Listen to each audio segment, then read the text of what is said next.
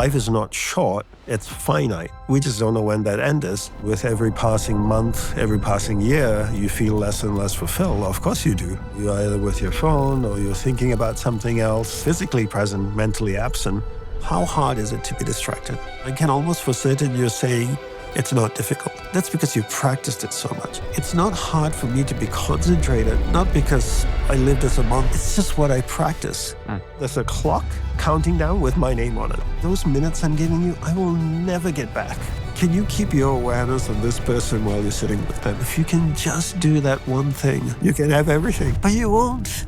One of the greatest gifts we can give someone is our undivided attention. My guru gave me that gift. Whenever he was with me, he was completely present. Don't waste it. Just do not waste it. That's the most precious gift we have. How to focus. Really simple. We practice doing one thing at a time throughout the day. And what I recommend people to do is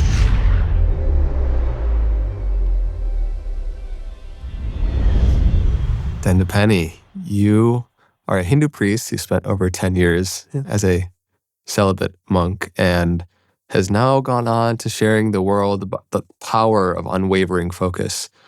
I just want to start by setting the stage and asking, what does living life with a distracted mind cost us? everything. Ultimately, our life force, the finite amount of time that we each of us have on this planet, which cannot be replaced. We can't get it back. And the relationships we have with the people that we love and the things that we love. Our experience, ultimately. Physically present, mentally absent. Physically present, mentally absent. We spend so much time, people, working to earn money to buy experiences with family, with things, travel, whatever it may be, going to music concert, and then to be mentally absent when they're physically there. It's almost like life happens in a way where we miss the experience of it. Yeah, and then, while you're physically there, mentally you're somewhere else. You're either with your phone or you're thinking about something else. So you're not experiencing the experience that you worked so hard to create. And then with every passing month, every passing year, you feel less and less fulfilled. Of course you do, because you've had all these experiences which you've never actually truly experienced because you couldn't be present, and you can't be present if you can't be focused. I feel like the concentrated mind, that state of having a concentrated mind, is inherently pleasant. Do you say that the terms are synonymous with presence and focus and concentration? How do you delineate if you do? Focus and concentration mean the same thing, literally in the dictionary. So I can use those words synonymously. Present is a byproduct of being focused. If I can be focused, I can be present. If I can keep my awareness, as I teach in the book, or my attention on you without it wavering to something else, I'm being present. But if I'm physically here and while you're speaking, my awareness is drifting and thinking, what should I have for lunch? What should I do this afternoon? That's where my attention is going, my awareness is going. I'm physically present, mentally absent, and I'm no longer present anymore. Mentally, I'm not here. So when people talk about being present and practicing being present, it's erroneous. You don't practice being present. You practice being focused. Being present is an outcome of being focused. So the typical Instagram quote, be present, be here, be in the now, is they're looking at the outcome, but what we need to be doing is, what is the act that gives us that outcome? We live in a time where our attentional system is hijacked in so many different ways because there's so much more stimulus around us.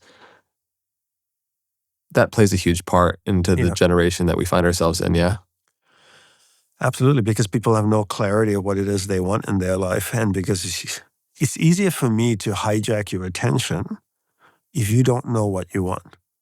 If you knew what you want, it would be very difficult for me to hijack your attention. because then I have clarity of where I'm going, where I'm focusing my energy, my time.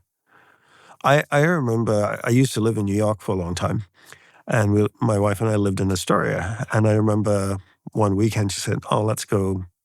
She said, "I want Thai food." And that was our favorite Thai restaurant, was about a 20-minute walk away.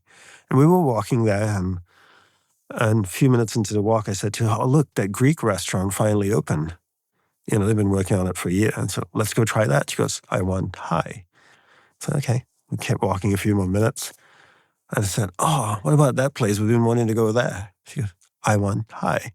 So I'm trying to hijack her to go to all these different places because she had clarity of what she wanted, which was Thai food. I couldn't hijack her. I think similarly in the world, people don't have clarity of what they want in life, and they are unable to articulate that very specifically.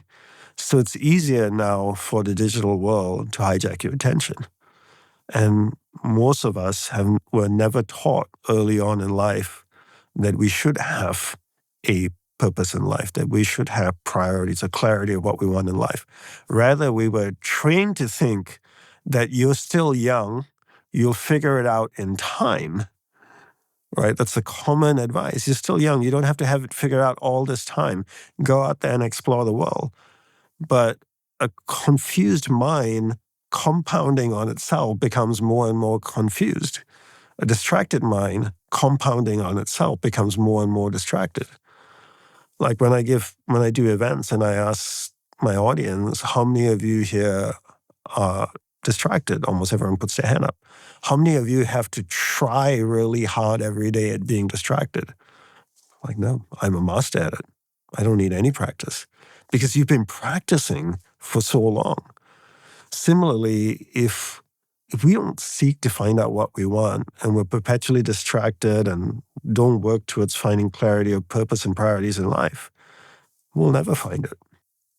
It seems like knowing what you want and knowing what is worth wanting is born out of having some clarity and a focused mind. And a focused mind is also born out of knowing what you want. Yes. And so you brought up a very important point, which is we're practicing being distracted every single day for hours on end. Yeah. Talk to me about the law of practice and why that's an important thing to have context around. And let me ask you a question. We're in Los Angeles. Yep. If I wanted to play for the Lakers, humor me, how many hours a day would you recommend I practice? Probably as much as you could. Like, give me a number just to. Yeah. I don't know, 6? 6 hours. How many days a week? 6? So 6 hours a day, 6 hours a week. After 6 months, would I play for the Lakers? No. Thanks for your faith in me. But I'd be better at basketball, Yeah. right? And after a year, much better at basketball. I look at your face again like, there's no way he's playing for the Lakers. I believe in you, man. Maybe the G League. You never know. Dream big. Dream big, right? Yeah. I could be the next king. I think a monk a priest could cross some ankles. Yes. But after practicing basketball for 6 hours a day, 6 days a week, after a year, I'd be really good at basketball, may or may not play for the Lakers. What if I practice distraction 6 hours a day, 6 days a week? What would I be good at after 6 months? Being distracted. And after a year? Master. But the truth is we have 24 hours a day. Most people sleep, 7, 8 hours if we're lucky. So awake 16, 17 hours a day. And out of that 16, 17 hours a day that we're awake, are we really practicing distraction 6 hours? Or is it more like 7 or 8 or 9 hours? And is it 6 days a week and Sunday what was Zen and focus and centered? Perhaps it's 7 days a week. So imagine if we were practicing distraction 8 hours a day, 7 days a week. After 6 months, we'd be so good at it. If I practiced the piano 8 hours a day, 7 days a week, you would tell me that I would be better at playing the piano after 6 months, wouldn't I? Yeah. Practicing 8 hours a day, 7 days a week. So why would it be any different for distraction? If I practice distraction 8 hours a day, 7 days a week, after 6 months, I'd be great at it. After a year, a master. After 2 years, could write the best-selling book on distraction. There'd be nothing about distraction that I wouldn't know. Most people are masters of distraction because that's what they practice. They've never been taught how to concentrate. and they never practice concentration. You can't be good at something you don't practice. Not only do we not practice it, we're not also taught from a young age how our mental faculties work, what our No. mind actually is. I'm hoping this conversation can serve as like a rock in people's life to come back to really gain context and understanding how their mind works so that they can design their life, know what they want, go after what they want, get what they want, and not let their life pass them by and become a creature of circumstance. We are practicing distraction. Yeah. Maybe 10 to 16 hours a day. For most of us, our phones are being checked on average over 200 times a day. Insane. It's, what feels insane to me is that like we have this gift of being alive, and in many ways, unbeknownst to us, these systems, because often, again, we don't know what we want, are hijacking our life in a way where we're not fully aware to it. So it's like we don't even know what we don't know. Yeah. And to continue setting the stage a bit, how has examining your own mortality and the finiteness of your life motivated you to really actually understand how to focus? The Dalai Lama has a beautiful quote. I'll try to remember it exactly if I can. He says, "We don't talk about death to fear death. We talk about death to appreciate the preciousness of life." And I really love that, because talking about death can be unpleasant and uncomfortable for a lot of people. But if you come from the perspective of realizing how precious life is, then you realize that life is not short, it's finite. And the typical common phrase is life is short. When you're stuck in LA traffic for 3 hours, do you ever go like, it's only 3 hours, not bad. That's short. But you go, that's long. So if 3 hours is long, wouldn't 3 days be even longer? If I told you were going to jail for a year, you'd go like, oh my God, that's a long time. A day, we could I could probably ring that. So life is not short, it's finite. There's a clear, definitive end to it. We just don't know when that end is. And I believe in reincarnation, but I know I have one life as Dandapani. My next life, I could, be a 6-foot-tall blonde girl named Olga for all I know. But I have one life as me, and I want it to be an amazing life. And the fact that, I don't know when I will die, and my knowing and realizing that life is finite causes me then to really dial down onto figuring out what is my purpose, what is my priorities, being able to articulate that clearly, then developing this ability to focus so I can stay focused on that. And when I can live a purpose-focused life, the outcome of that is I live a more fulfilling life, a happier life. I wouldn't say a happy life, but a happier life, a more fulfilling, more rewarding life. And there's less things to get distracted, right? If I'm driving down a highway and I know where I'm going to, there'll be less reason to take the exit. Yeah. But if I don't know where I'm going, if I'm just going to say I'm going to drive for the next 5 hours, I can just take any exit I want. And I think that's what's happening 200 times a day. People are picking up their phone and taking an exit, somewhere. And think how costly that is time-wise, knowing that your life is finite, or energetically, knowing that you only have a finite amount of energy each day. It reminds me of this quote I just pulled up from Alan Watts. Yeah. It said to plan for a future which is not going to become present is hardly more absurd than to plan for a future which, when it comes to me, will find me absent, looking fixedly over its shoulder instead of into its face. They failed to live because they were always preparing to live. And I think so much of our life is living in this future-based proposition, oftentimes of desiring things in our life, almost preparing to live. Like there's going to be some ideal state in the future in which we'll fully arrive and be present. Yeah. But we're also training ourselves to not enjoy the moment once we get there. So we're not going to even be there when it comes time to reap the Because we're rewards. thinking of the next thing. Yeah. I use a 4-step framework of purpose, focus, simplify, and sacrifice. Gain clear of your purpose and priorities. Learn to focus, practice focus so you can stay focused on that purpose and priorities. And then simplify your life to those priorities. And part of simplification is sacrifice. I can't simplify my life by not giving up things and people that aren't aligned with that. And simplify doesn't mean you can't have ambitious goals. It just means you hyper clear what it is you want in life. And you're just narrowing it down on that. You're focusing your time, your energy, all your efforts into those things. Mm. And for everything else, you're affectionately detached from. So I would love to keep diving into that, but to really set the stage and what your conception and understanding of how the mind works Yeah. and how focus works, just to get right to it. What are the different levels of the mind, and let's start unraveling how the mind works. That way we can know what to do with our mind and focus and awareness. I always tell people we just need a basic understanding of the mind in order to understand it, be able to control it and direct it. People go down the rabbit hole too much because it's so fascinating and then stay down the rabbit hole and never come up, and live life.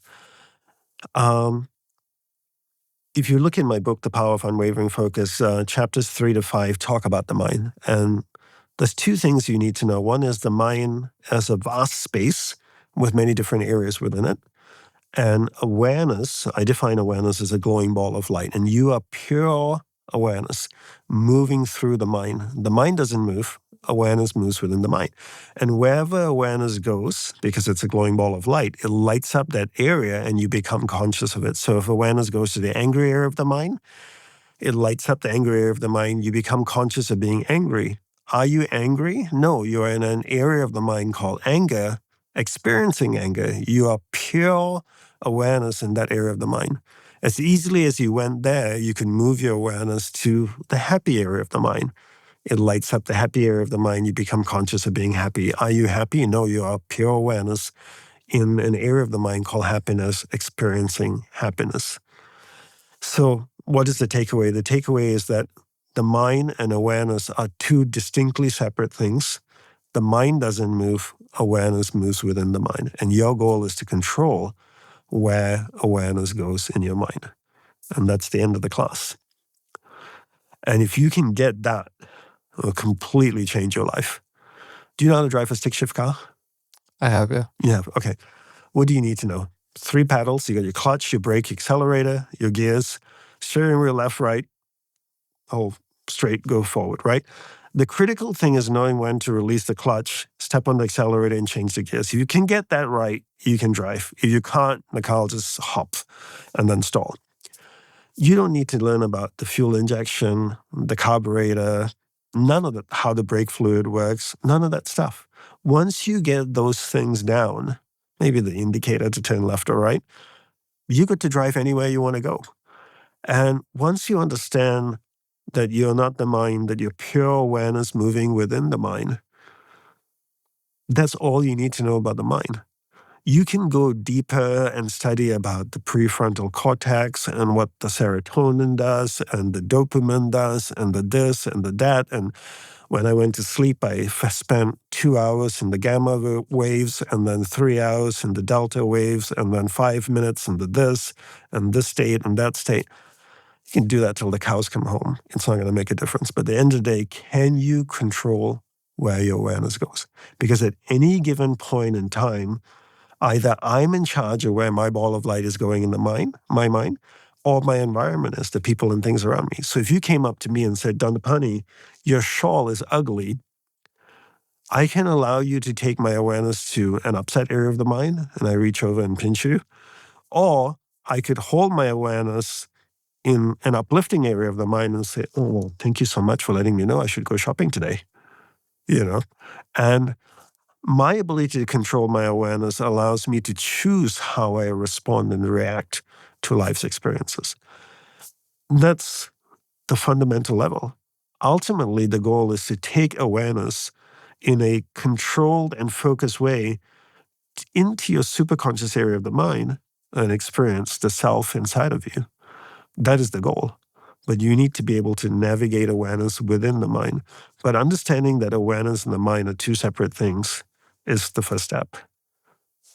You spent so many years deep in the contemplative practices and studying every day. And Would you say that there is a correlation to how matured your consciousness is, like how much you've grown as a person and how distractible you are? Like, is there a link between how easily distracted somebody is and where they're at on their journey of development?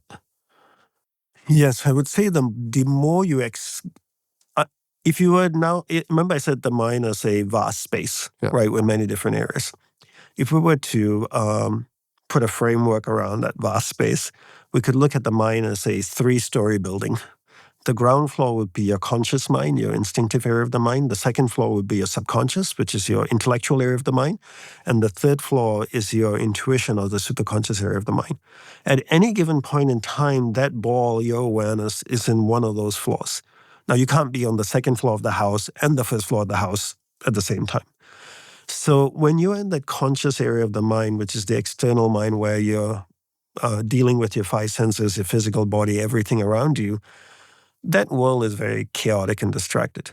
But if through your meditation and the work you've done with yourself, if you've been able to take your ball of light to the 3rd floor and experience even part of the superconscious area of the mind, and experience it enough time where you start to realize that it exists, not just a one-off experience, then you get less distracted in life because you go, I want that. Mhm. I really, really want that.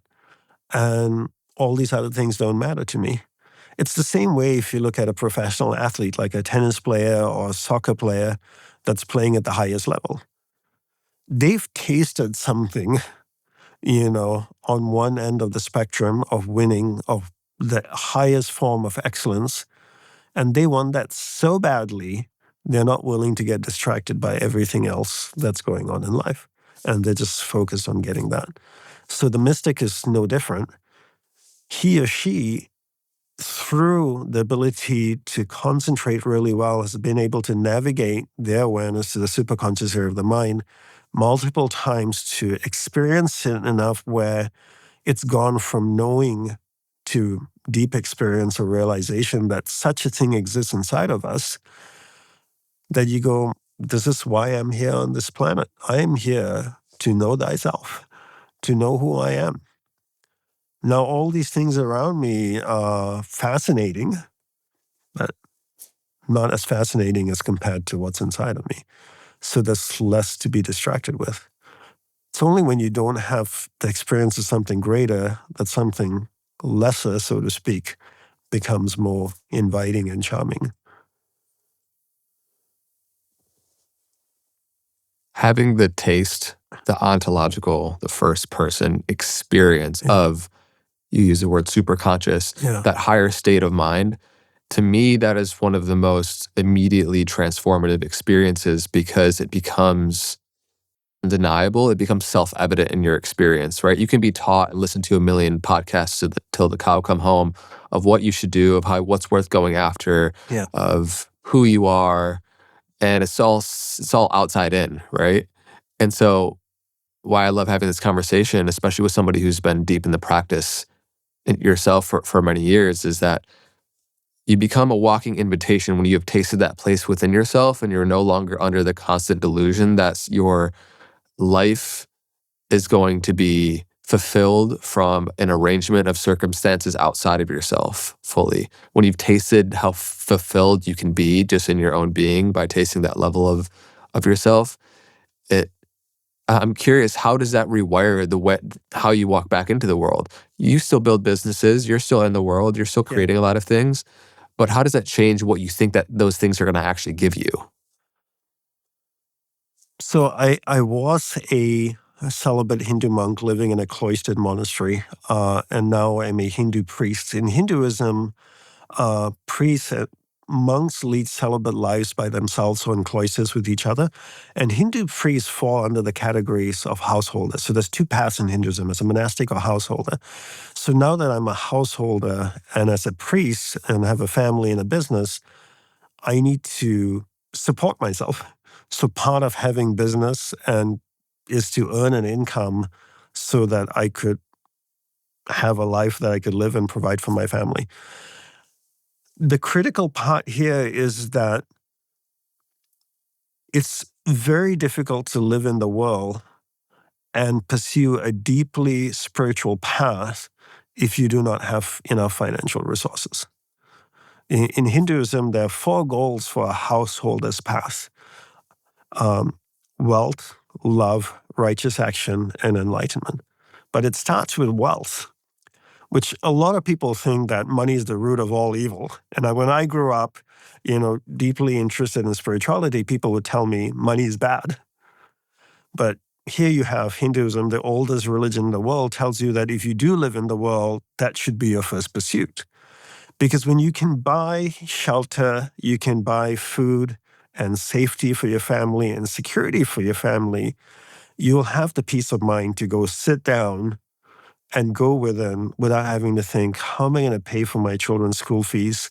Can I put food on the table tomorrow? Can I meet rent? And all of these things that are necessities for just existing. So the pursuit of money for me is solely for the purpose of buying me a lifestyle that allows me to pursue my ultimate purpose, which is self-realization. And when I can no longer assign purpose to the pursuit of money, then money is not worth pursuing anymore. Some people just love making money, and that's totally fine. We all have our own lives and we can do whatever the heck we want with it. For me, money serves a very clear purpose.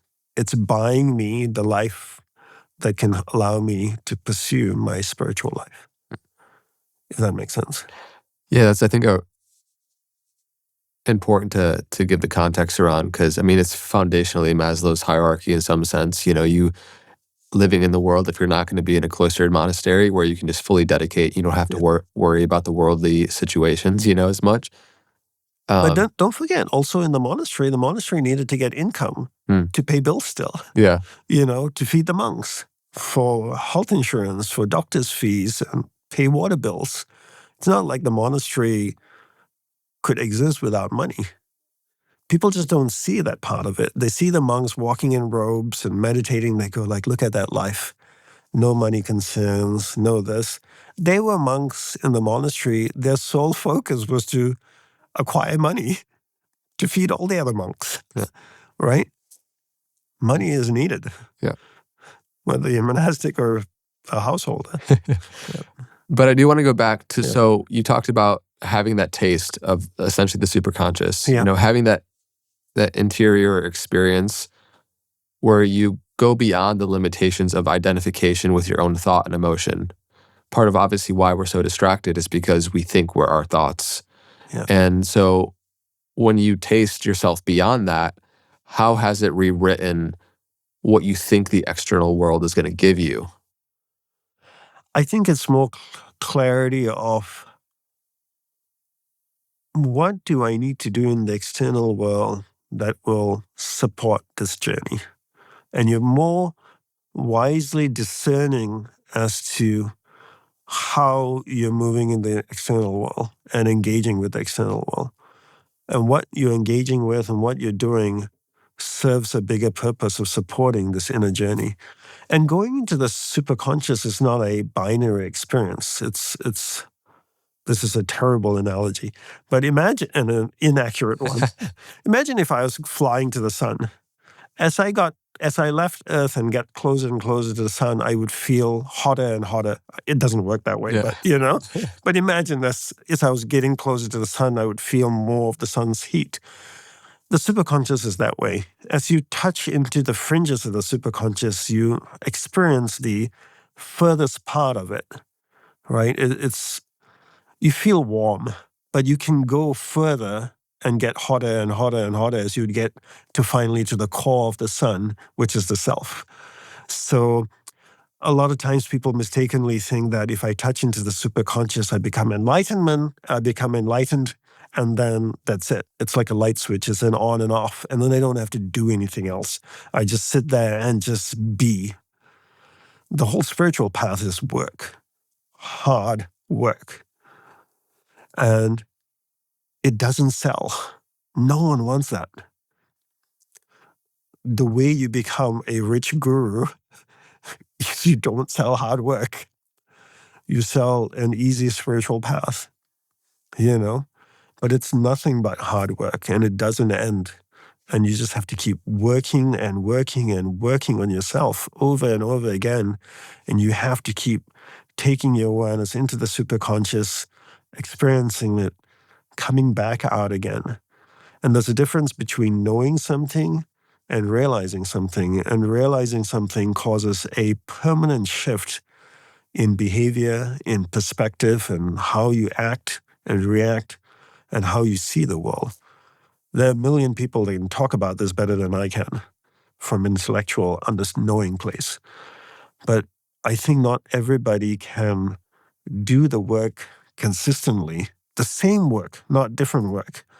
Boring, repetitive, over and over, year after year, decade after decade, same thing to go into the superconscious over and over again. That's difficult for most. So we have these three levels: the conscious, the subconscious, the Yeah. superconscious. Most of our waking life, we're in our conscious mind, right? Yeah. You gave the delineation between the mind, which is like a room with empty vast space, and the awareness can, like a light bulb, or go anywhere within that room. Yeah. Or within the mansion, imagine. Mm-hmm. And each room would be a different area of the mind in the mansion. Yeah. So I think most people would agree that when distracted, it's like living in a mansion where the awareness is very sporadic, chaotic, and without control. It's bouncing from, essentially dictated by the environment, right? Yes. Any stimulus, whatever dopaminergic impulse, you just kind of go from one thing to another. And we're experiencing levels of anxiety and loneliness more now than ever. And I'm curious your thoughts on the connection between the two, because when you're so distracted, there's this like low level anxiety and suffering that kind of is coupled with it in ways that we don't always admit to ourselves. But anybody who doom scrolls feels empty on the other side of it, right? Yeah. So what is the link there between being distracted and feeling empty? And then we can go into the very real practices that support us being concentrated. Yeah.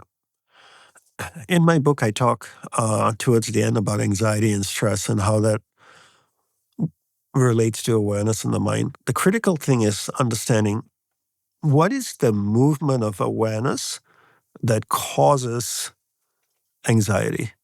If awareness doesn't move, that means it's focused. If I can keep my ball of light on you, it's focused. What is the outcome of that? I'm present. I'm completely here, not anywhere else. Anxiety would be something like this. I have projects A, B, C, and D. I'm working on project A. After 3 minutes, my awareness leaves project A and goes to B and goes, shoot, I was supposed to send that Zoom meeting link out. Like, the call's in half an hour. I bet you everybody's waiting for the link. And then I come back to A, keep working on A for another minute. Awareness leaves A, goes to C, and go, I never sent the invoice out to the client. He was waiting for it yesterday. Shoot, I really got to get that done. Then I come back to A again, keep working on A. Then I go to project D, engage with that for another 10 seconds, come back to A, keep working on A. Then I go to B, I come back to A, I go back to C, I come back to A, I go back to A, I come back to go to B. And I keep doing this. And what am I building? Anxiety. Uncontrolled awareness, which is distraction, leads to anxiety. And those of you who are listening, try this experience at home. Make a list of 10 things you need to do, work-related or home-related, that are fairly important, and start moving your awareness between each of them for like about 15 seconds. Keep awareness on one thing for 15 seconds and then move to the next thing. Go through your to-do list of all the things you need to do about that and then move to the next thing. Engage in that for another 15, 20 seconds and then move to the next thing. Tell me how you feel after 15 minutes. If you're not anxious, I'll be surprised. I do this in a workshop and everybody's just like, stop. Because that's what we do. Our awareness is, on the phone, and then it goes here, and then it goes there, and it comes back here, and it goes there, and it goes through a to-do list in their head, comes back here. You do this over and over again all day long. You build anxiety. So the critical thing is understanding, what is awareness doing that results in anxiety? What is awareness doing that results in being present? You have to understand the mind and the mechanics of the mind so that you can prevent anxiety. You can be present. You can prevent being stressed. You can prevent fear. And but you need to know the mechanics of the mind, and you do not need to know an in-depth mechanics of the mind. It's like driving a stick shift car. I don't need to know how the carburetor works. I need to know how the clutch and the accelerator and the gear stick work. Does that make sense? No, absolutely. I think even when it comes to things, I heard stress is resistance to existence. Like there's things in our life that we do or don't want to do. And let's take like a negative emotional experience as an example. Yeah. I'm curious because there's almost like the stress and anxiety comes from our inability to actually be with something fully. When I've experienced negative emotional states or grief or heartbreak or whatever, when I'm actually fully in it and fully with it and can put my full focus on it and the resistance to it dissolves, then the suffering surrounded with it dissolves also. And so I'm curious your thoughts on the link between stress being a byproduct of simply our lack of willingness to be with something fully. I think there's so many reasons why stress comes along. When awareness moves all over the mind like that, the first state is anxiety, and then prolonged states of anxiety lead to stress. So for me, the ability to control awareness in the mind is the first step to eliminating anxiety and then eliminating stress completely. And then, what you're talking about the unresolved emotional experiences in the subconscious, which is that second floor, can be extremely stressful as well. But that's a whole nother can of worms, to explore and unravel. Yeah. Hey fam, a quick share about our skin. Healthy skin, I think, is largely driven by lifestyle, things like diet, stress, exercise, sleep. But I also use a couple of products I know I can trust while keeping my routine minimal. One brand I love is OneSkin. Born from over a decade of longevity research, OneSkin's OS01 peptide is proven to target the visible signs of aging, helping you unlock your healthiest skin now and as you age. What makes it different is that OS01 is the first ingredient proven to target senescent cells, which are the key drivers of wrinkles, fine lines, and loss of elasticity. It's been validated in 4 peer-reviewed clinical studies. The company was founded by an all-women team of PhDs in stem cell biology and skin regeneration. So basically, it's good stuff. I use it because I care about what's happening underneath my skin, not just on the surface. So for a limited time, try OneSkin with 15% off using code KNOWTHYSELF at oneskin.co/knowthyself. That's oneskin.co/knowthyself. That's 15% off. They're going to ask you where you heard about them. Let them know we sent you. I hope you enjoy. Back to the episode. I want to read this little quote from your book. Yeah. Because I think it gets at this quite well. Sure. So in your words, most people are unable to create what they want in life because they have very little control over where their awareness goes each day. As a result, their energy is flowing to places their environment dictates, and what is manifesting in their life is not what they had intended. Their awareness runs rampant throughout the day, driven so much in today's world by social media algorithms and technology. Their finite energy is dispersed across vast areas as opposed to being harnessed and focused on a few specific things. Yep. As a result, none of their goals manifest in life. Frustration brews, eventually boiling over into discouragement. Persistent discouragement dampens the will, leading to the eventual evaporation of hope. The conscious mastery of awareness in the mind is an educated and a skill that must be taught to every individual. It is the fundamental building block needed to govern oneself effectively in order to be living a truly rewarding life. Well said. Thank you. And so I think the problem is quite clear deep into the podcast now of the importance of focus. Yeah. And I love how you bring it into our everyday experience. So talk to me about the very practical aspect of how we can hone our focus. What can people do to really have a focused mind and use the plentiful opportunities in the day to refine it and practice it? So first step, understanding awareness in the mind. Awareness, the mind doesn't move. Awareness moves within the mind. If you cannot get that, I can't help you with the second part. You got to find somebody else, So once you get that, now let's look at focus. Let's define what focus is, or concentration. I define focus as my ability to keep my awareness, my ball on you, my ball of light on you, until I choose to consciously move it to something else. My ability to keep my ball of light on you is my ability to focus. And that's how I define what focus is. My ball of light's on you and it starts bouncing around everywhere. I'm being distracted. So I think defining things is so critical, because then we have a shared understanding of when we say focus, what does that mean? That means I can keep my awareness on you without it moving anywhere. And my guru had this beautiful saying, where awareness goes, energy flows. So my awareness is on you, that's where my energy is flowing. You feel my energy coming towards you. You go like, oh, he's here, he's present with me. How do we focus?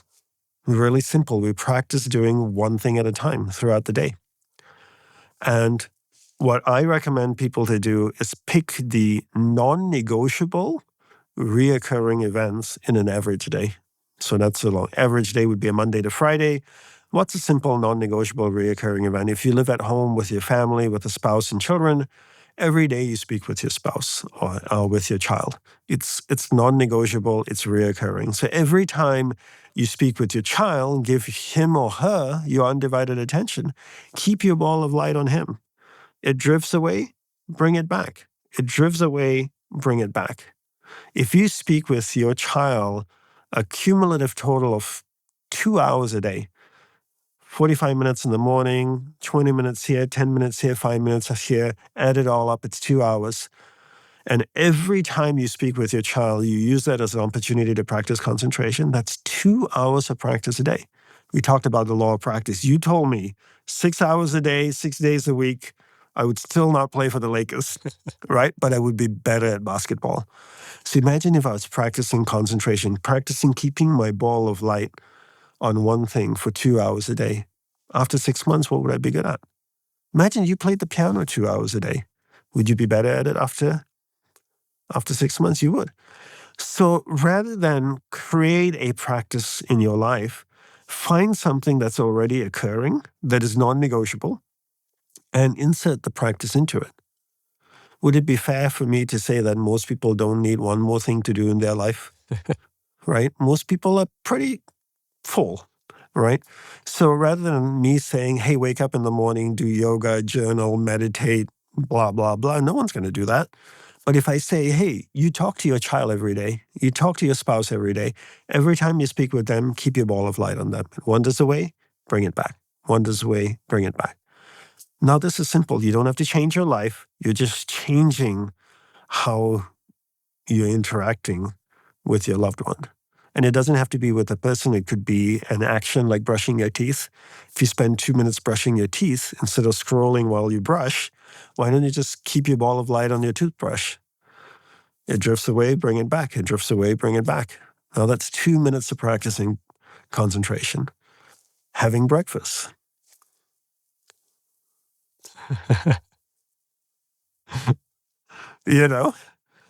Why don't you just eat breakfast for 5 minutes? That's 5 minutes of practice and concentration.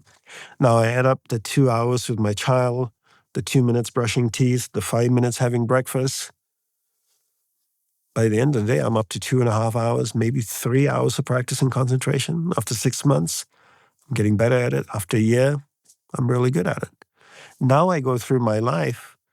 I meet a friend. I'm completely present. My ball of light has been trained to just be here and not wander off. It's like a dog. And I lived in New York for a long time, and I go for a walk and I see people walking the dog. It felt almost always like the dog was walking them. The dog was pulling them here and pulling them over there, and they're always reining the dog back. That's like most people's awareness. It's always running off like an untrained dog. But a really well-trained dog would just walk by your side. And you want your awareness to be like a well-trained dog that's with you until it's allowed to get engaged with something else. So let's zoom in. Does that make sense? Absolutely. Yeah. Yeah.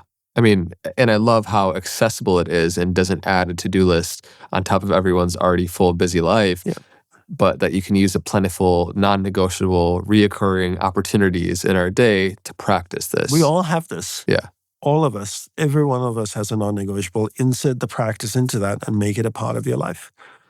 So let's go into that experience, right? Because in many ways it's been said, like, the things that are actually good for you taste like poison in the beginning and then are actually have a sweet aftertaste. The things that are bad for you have a sweet taste going in and bitter aftertaste. You know, doom scrolling feels great in the moment and then horrible afterwards. Yeah. Folding your laundry with absolute presence feels boring or annoying at first, but then you actually feel better after. Yeah. So making the bed, folding laundry, being present with your child, eating your breakfast. When you are in that moment and the mind is distracted, is it simply just a practice of bringing back when you notice your mind gets drifted away? Did your mind drift away? In that moment? Yeah. Or did awareness drift away? Which one? Your awareness drifted away. Yes. The mind didn't drift away. Uh-huh. So part of this is getting the terminology right. People always say to me, the mind drifted. The mind doesn't move. Yeah. Awareness moves within the mind. Yeah. We have to train the mind to understand itself. So one of the critical things you can do is stop saying, not you, but just the general you, that my mind drifted away. No, your mind didn't drift away. Awareness drifted away, and bring awareness back. I'm glad you caught that. I think it's important to like keep using the terms that are accurate because it does helpful. It's helpful for us to really anchor in the mechanism of what's happening. And the mind needs to understand it. Because I can tell my mind anything. I can tell my mind the earth is flat. I'll go like, yes, it is. I can tell my mind all kinds of things, it'll believe it. So it's so important to use words, define those words, and then use them in the correct way to train the mind to understand itself, if that makes sense. Yeah. And keep it really, really simple. And now here comes the difficult part. It's too boring for people. Is that all I need to do? Just keep bringing awareness back? Isn't there something more like a cross-nostril breathing or an herb I can take? Don't you have like some secret monastery practice that I can do in the morning, a chant? Maybe an initiation I could do for $5,000 that, you could bring me into a practice, What about a circle that we can gather or initiation? No, just bring awareness back. No one will do it. And that's why everyone's distracted. You give someone the simplest exercise in the world. Nothing I've said to you right now used any scientific terms. I didn't use any Sanskrit words. I used a ball of light. A 3-year-old can understand this. A vast space, happy, sad, angry, and this ball of light travels in those spaces.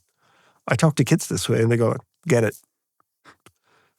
And all you have to do is keep bringing that ball of light back. No, too simple. Give me something complicated. And no one will do it. No. So will you go ahead and live your distracted life? Mm-hmm.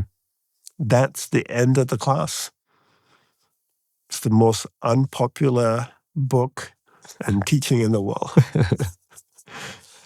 No, Why is that about humanity? It gives us a way to stay distracted, when we overcomplicate. Yeah. Love to overcomplicate. Yeah. It doesn't sell.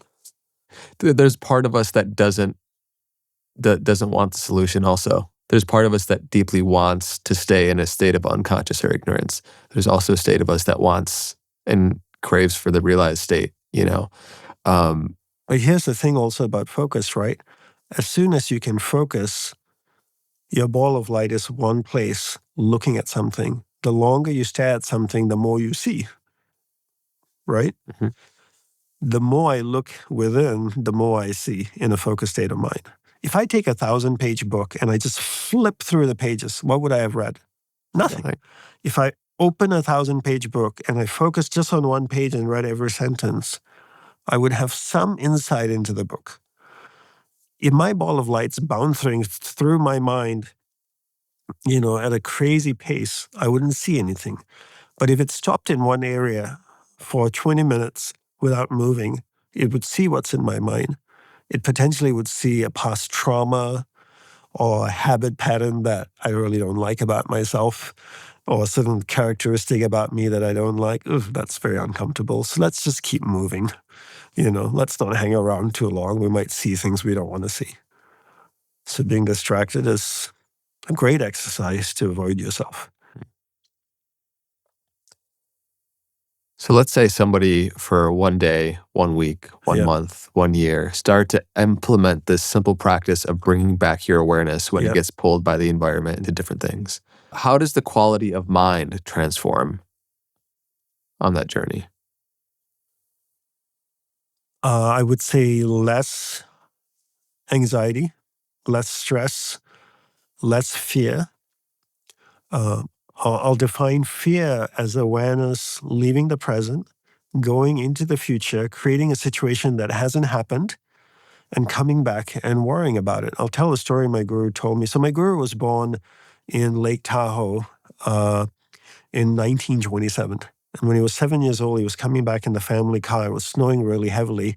And he was sitting in the back of the car. He's thinking to himself, I'm going to miss my favorite radio program. We're going to get stuck in the snow. And back then in 1934, there was no like reruns, and it was just a guy on a mic on a radio, like he's done, that's it, you missed the episode. And then he saw what was happening in his mind. He saw his awareness leaving the present, going into the future, creating a situation in his mind where the car got stuck in the snow. His dad had to go dig the car out, and then they got home really late and missed the show and everything. And then his awareness coming back to the present and now worrying about the situation he created in his mind. Then he asked himself, are we stuck in the snow? He said, no. Are we still moving? Yes. At this pace, will we get home? He said, yes. Then he repeated to himself, I am all right right now. I am all right now. In the eternity of the moment, I'm fine. Fear, he said, at 7 years old, is awareness leaving the present, going into the future, and creating a situation that hasn't happened, coming back to the present and worrying about it. So when you can start to control awareness and bring awareness back, you start to eliminate fear. Every time your awareness starts to leave the present to go into the future and go, well, what if this happens or that happens? You go like, well, it hasn't. Bring it back and stay in the present and do what you need to compensate for anything potential that might come up. So would you describe that phenomena as willpower? Yes, you need willpower to control that ball of light. So I like to define things so we have a shared vocabulary. Love it. If I could draw biceps around my mind, right? And I would call that willpower. Very poor definition of willpower, but let's call it willpower. Okay. So my ball of light is drifting away. I use my biceps. I grab hold of that ball of light and I just bring it back here. Mm-hmm. And now it stays here for 5 seconds and then it drifts away again. But we have to be compassionate with ourselves. We're learning this at 40 years old. That's 40 years of unlearning we have to do. So the ball of light's used to drifting away. Now drifting away again, we grab that ball of light, we bring it back. And we train it to do this every day, every week, every month. And after a few months, it learns to stay. You're just creating a new way of doing things. And now when my awareness is here, right on you, that's where my energy is flowing. Where awareness goes, energy flows. You feel my energy coming towards you. You go, I feel his presence. Have you ever had the experience of talking to somebody and in that conversation, potentially, usually with a partner or something like that, they look at you and they go, where are you? The correct answer is, I'm right here. Where are you? Well, I'm right here. In the context of what we've been talking about, what is the correct question to ask? Where's your awareness? Oh, honey, it left the moment you started talking. Right? Yeah. Because I'm physically present. You start talking, my awareness starts drifting away. Yeah. So where's your awareness? Long gone. Now, how does that person know you're no longer present anymore? Your energy. Yes, because where awareness goes, energy goes. Energy flows. Yeah. So if my awareness is on you, you feel my energy flowing towards you. Now you reply to me, I asked you a question, you reply, you're talking, my awareness drifts away and I think like, oh, what should I have for lunch? I'm still looking at you going, interesting, yeah, right. But my awareness is somewhere else. That's where my energy is flowing. That person no longer feels the energy coming towards them. They look at you and they go, where are you? I'm right here. Where's awareness? Oh, honey, it left. Everyone knows that sensation, maybe at a party or at a gathering where they're talking to someone who seems uninterested. They're looking over the shoulder, trying to see who is a more interesting person to talk to, or their mind somewhere else, or they're talking to their spouse. Their awareness is somewhere else. Their awareness is somewhere else.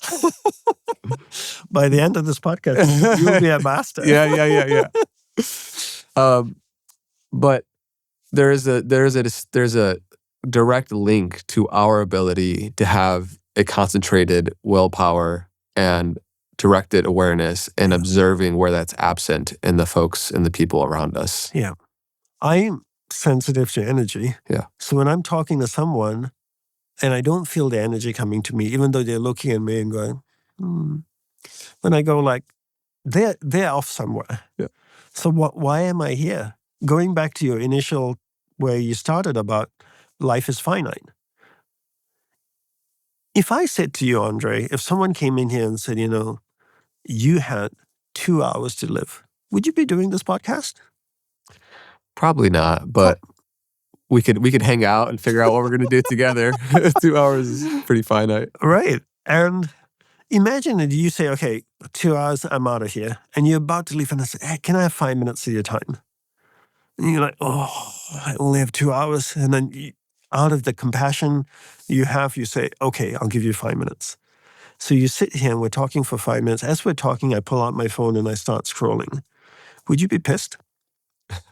Knowing that you had 2 hours to live, you chose to give me 5 minutes. Yeah. And in that 5 minutes, I'm scrolling. Right. So I look at my life this way. Somewhere out there, there's a clock counting down with my name on it. I just don't know how many minutes I have left. I'm giving you a portion of what I have, and you're not even present. I don't want to be here. I want to be somewhere else. Because those minutes I'm giving you, I will never get back. So one of the greatest gifts we can give someone is our undivided attention. The ability to keep awareness here, energy flows towards you, I'm completely present. Not only am I honoring the finite life that I have, I'm also honoring your finite life. Because you only have X amount of minutes in life left. You chose to give me some of it.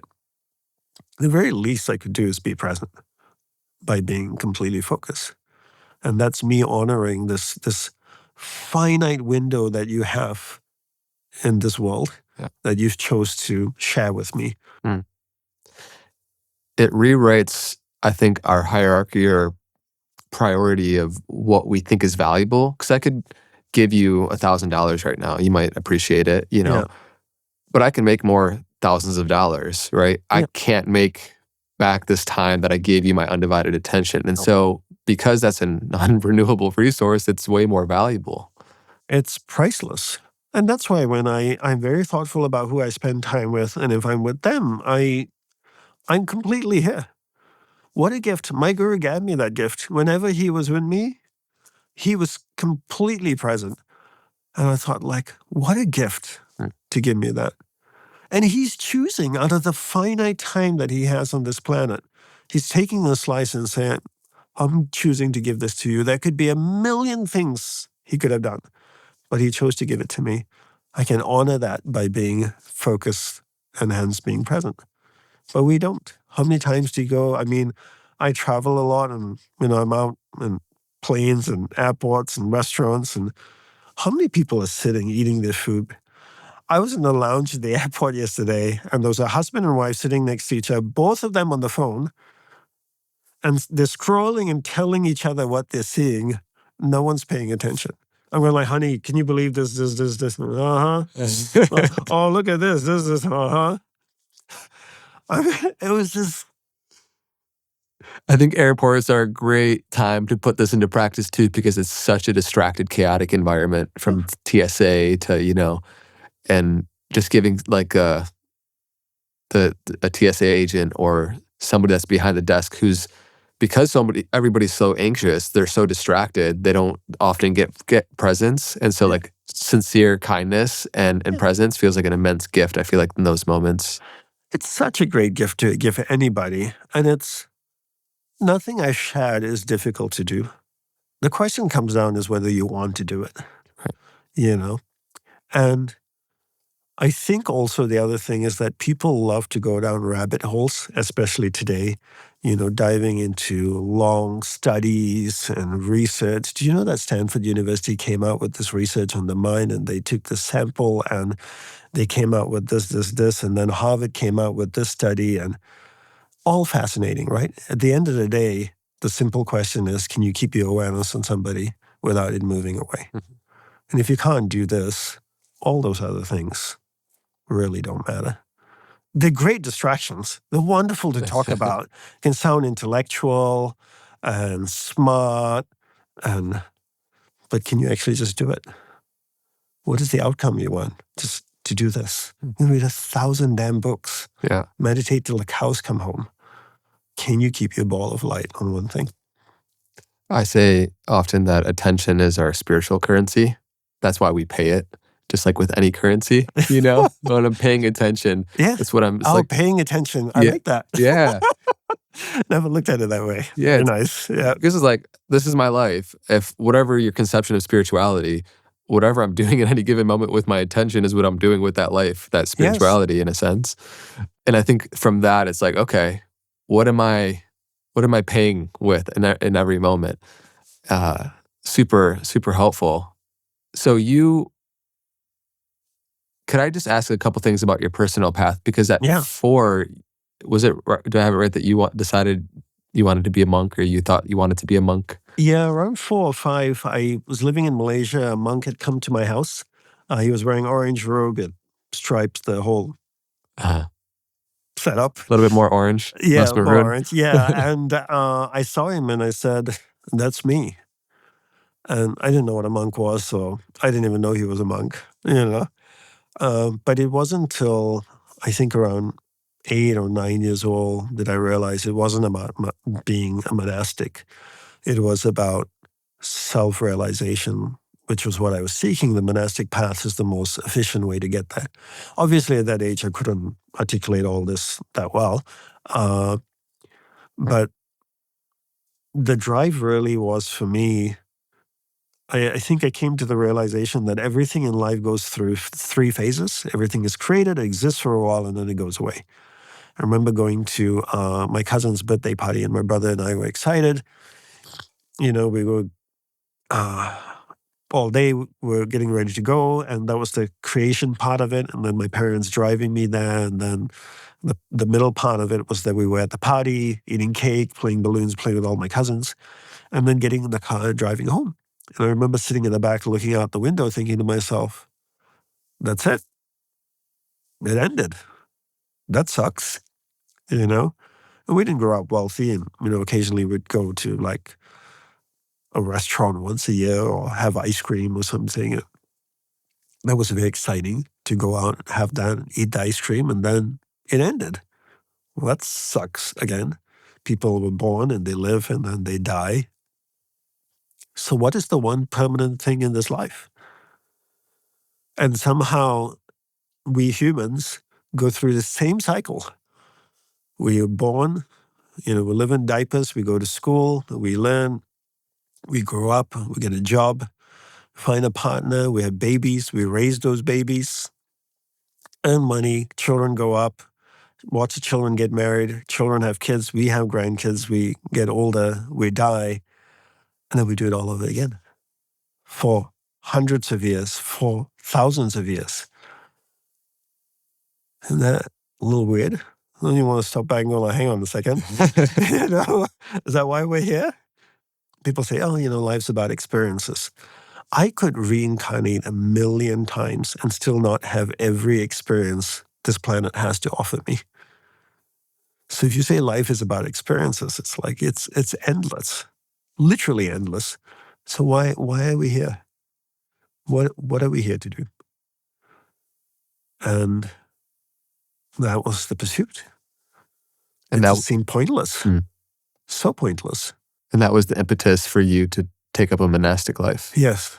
Yeah. To have a teacher that could find a teacher that could articulate to me again, I'm giving the perspective from here, right? So I didn't have this clarity at Of that course. time. I just knew what I wanted. I just didn't put it in words. I have a teacher that could define for me the philosophy, because the philosophy defines the goal. And even though I grew up a Hindu, he helped me define the Hindu philosophy and define the goal within Hindu philosophy, which is self-realization. Through deep meditation, can I go within and experience divinity inside of me? I am divinity. I am the self. Can I experience that self inside of me? What is the path to that? And what is the lifestyle I need to live to stay on the path to get to that goal? And he was someone that could articulate all that to me very clearly, uh, give me tools and practices that were really practical and simple, like awareness of the mind and focus and developing willpower and managing energy. And then also be able to put signposts of progress. How do I know I'm making progress? I remember he said to me once, if you meditate every day for 6 months and after 6 months you're still a jerk, maybe you're doing the wrong practice. There needs to be signposts of progress. How do you know you're making progress? What are the benchmarks? And if I'm on a weight loss program and I'm not measuring if I'm losing weight, then I don't Right. know if it's working or not. So that was the question. Fortunately, I found a teacher that was very real to me, because I met so many gurus along the way as I was growing up, and they were all very philosophical. They spoke in very soft, guru-like voices, that had long pauses that they were reflecting before they spoke. And I'm like, can you just tell me? And just keep it really simple so I can understand. They quoted philosophy and scripture, and I'm like, none of this stuff is useful to me. Because at the end of the day, it's like, where does the rubber hit the road? Life has so much complications just as it is. Most people are just trying to get through the day. Get the kids dressed, get them fed, get their school lunch ready, get them to school, get to work, get through work, come home, figure out dinner again, get the kids' homework, showered, cleaned, to bed. We need to keep things super simple if we want to make progress. And most people can't, so they don't end up making progress. And I wanted a teacher that could just keep it really real and doable. So you found him, I found him. and then you went and you decided. What was that decision like? Joining the monastery. Yeah. Did you know you were going to be there for a decade? No, I wanted to join for life. There was no period that I wanted to stay. You don't join the monastery for periods of time. You join for commitment. Wasn't a difficult decision. I wanted it for so long. And you were 21? 23, 24. Yeah, so quite Yeah. old already. At that part in my mind, felt like, a good number of years, a couple of decades were wasted just, wandering around aimlessly on the planet. Doing what the hell, I don't know. Yeah, so the decision to join wasn't difficult. That was clear. I just didn't want to give my life away to be with someone who wasn't, like full of BS. Yeah. It had to be. Yeah, unfortunately, he died 3 years after I joined. And, I stayed for 7 more years. My vows came up for renewal, and then I decided not to renew them. What was his name? Subramania Swami, or Gurudeva, as we call him. And the monastery is in Kauai, in Hawaii, yeah. Which I'm flying out to tomorrow. Yeah, amazing. I hope you get to go see it. Yeah, It's I a will. beautiful place. I'm excited to go. Yeah. Going for to see a friend and just spend a week there. But I like to. Kauai is just like absolute heaven on earth for me. It's so special. Yeah. And a place I like to go because we're just like launching our online community, and I have some things I want to go and spend some time to get really clear on the vision around. But I was mentioning before this, and I didn't realize it was in Kauai of all the islands. So I'm definitely gonna go check it out.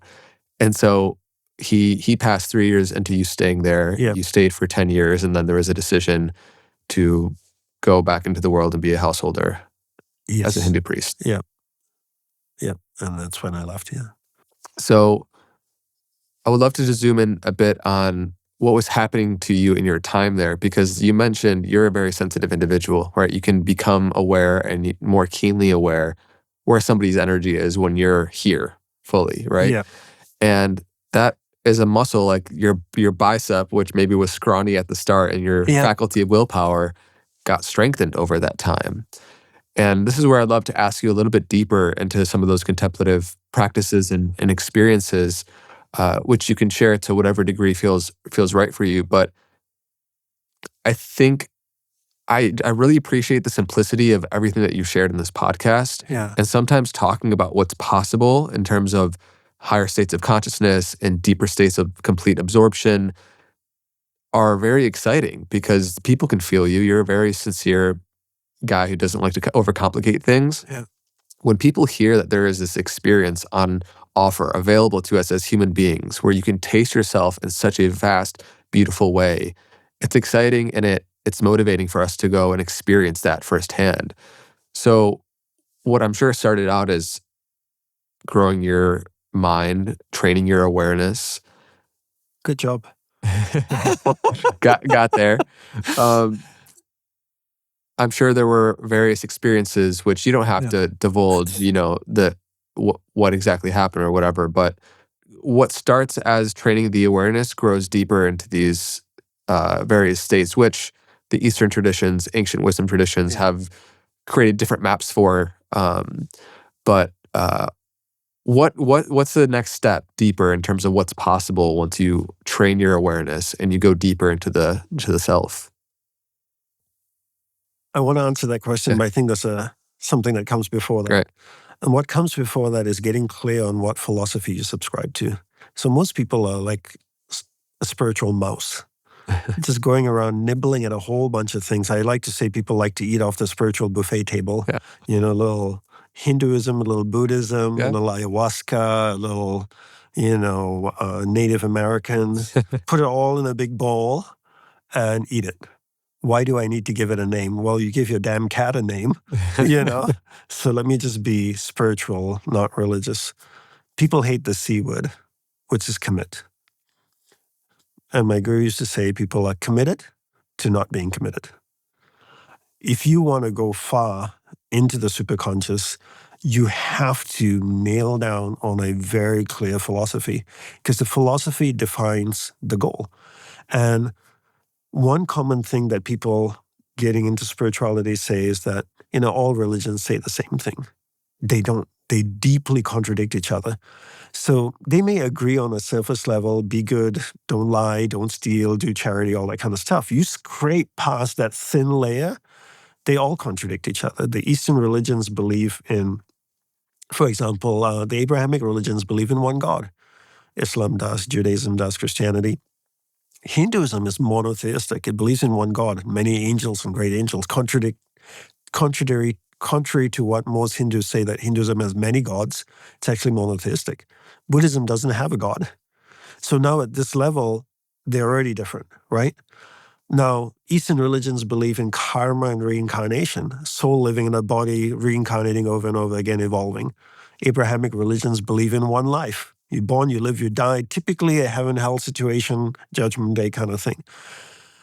So before we dive into this superconscious and what you're going to experience, the philosophy is going to dictate all of that. If I have one life, you can be sure I'm not here in a podcast with you, because when I die, I'm getting to some court that's going to decide I'm going up or down. I don't have time to waste.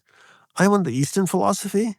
I'm going to reincarnate. I got time. Let's keep chatting, So all of that makes a big difference. And then what is God? Typically, the Abrahamic religion believe God is up there, right? A being. Hinduism believes divinity is in all things. Pure energy in everything. You, me, the trees, the stones. Very different, right? One saying, if God is up there, the path is a different path. If God is inside, you can't use the path to go up there to get to the path to go inside. That's a different path. So the philosophy has to be really clear. You have to figure out what philosophy do you subscribe to? Because that's going to define the goal. I subscribe to a Hindu philosophy that defines that divinity is in all things, including inside of me, which means then the path is to go within and experience the self within. But if you inherently believe that divinity is not in all things, but divinity is up there, then meditation is not for you, because it shouldn't be an internal practice. I had a Christian lady wanting to come on one of my retreats once. And she's Christian. I said, you're welcome to come by. I said, by the way, we believe divinity is inside, and our practice is going to take you inside to experience God inside. She goes, well, God's not inside of us. I go, well, then you're on the wrong retreat. I'm going to take you away from your belief and your practice. So we need to start by getting clarity around our philosophy. To just start talking about the sexy stuff, which is the superconscious and the self and what we experience inside, is erroneous. Get the philosophy right. Philosophy defines the goal. If the goal is to go within and experience the superconscious and the depths of it, the self, then that becomes really clear. You have three states of mind: the conscious mind, the subconscious, and the superconscious. The conscious is the external mind. How do you get the external mind sorted? You need the right lifestyle. Most people live a chaotic lifestyle. That's why in the Hindu path, the first two steps on the spiritual path is lifestyle design. Because if your life is crazy, you can't go inside. So getting that lifestyle sorted, then going through the subconscious, doing the work on yourself, because that middle layer is everything you've ever experienced in your past, which you have to face and acknowledge and own before you tap into the superconscious in the third floor. And as you go through the fringes of the superconscious and start to go within and deeper within, I would say one of the first things you experience is, and for everybody it's different, the sense of you are pure energy. Now, law of thermodynamics states that energy cannot be created or destroyed. You can't create or destroy energy. And physics will tell you energy is in everything, right? There's nothing that doesn't have energy. So if energy is inside of me and energy cannot be created or destroyed, is physics saying I've always existed? And if I have, what is that essence of that energy? Energy can be transformed from one form to another. So as this body decays, energy doesn't disappear. It gets transformed to something else. That's also a law of thermodynamics. But energy doesn't die or gets destroyed. What is that experience of touching into that energy, knowing that you've always existed? And going deeper into that and realizing that that energy is pure, unconditional love, deep compassion and empathy, no judgment, and just the purest form of love that you could experience. And even beyond that, as you go further and further into the superconscious. Yeah. A couple notes. Yeah. One thing that I want to push back on a little bit, which I understand the philosophical orientation and how many of these different religions obviously have different epistemic orientations. To me, though, because belief is so infused with our identity societally, and it often becomes a pacifier for our insecurity of not knowing, being able to experience different contemplative practices and meditation techniques without needing to change your orientation belief-wise, I feel like is a more gentle way in to explore, to have the taste of something beyond your own thoughts and emotions, which then opens the door, I feel like, for different beliefs and philosophical orientations. That's why, I think this conversation and, people can explore these practices at deeper lengths, because it almost takes the pressure off of needing to know what is the right path versus can I discover what is true and can it become self-evident internally first instead of top down in the mind, Absolutely, because if you don't explore, then how would you know? Right. Right. It's the same way that, a Western person might explore Hinduism, Buddhism, and find that that's the right path for them. Yeah.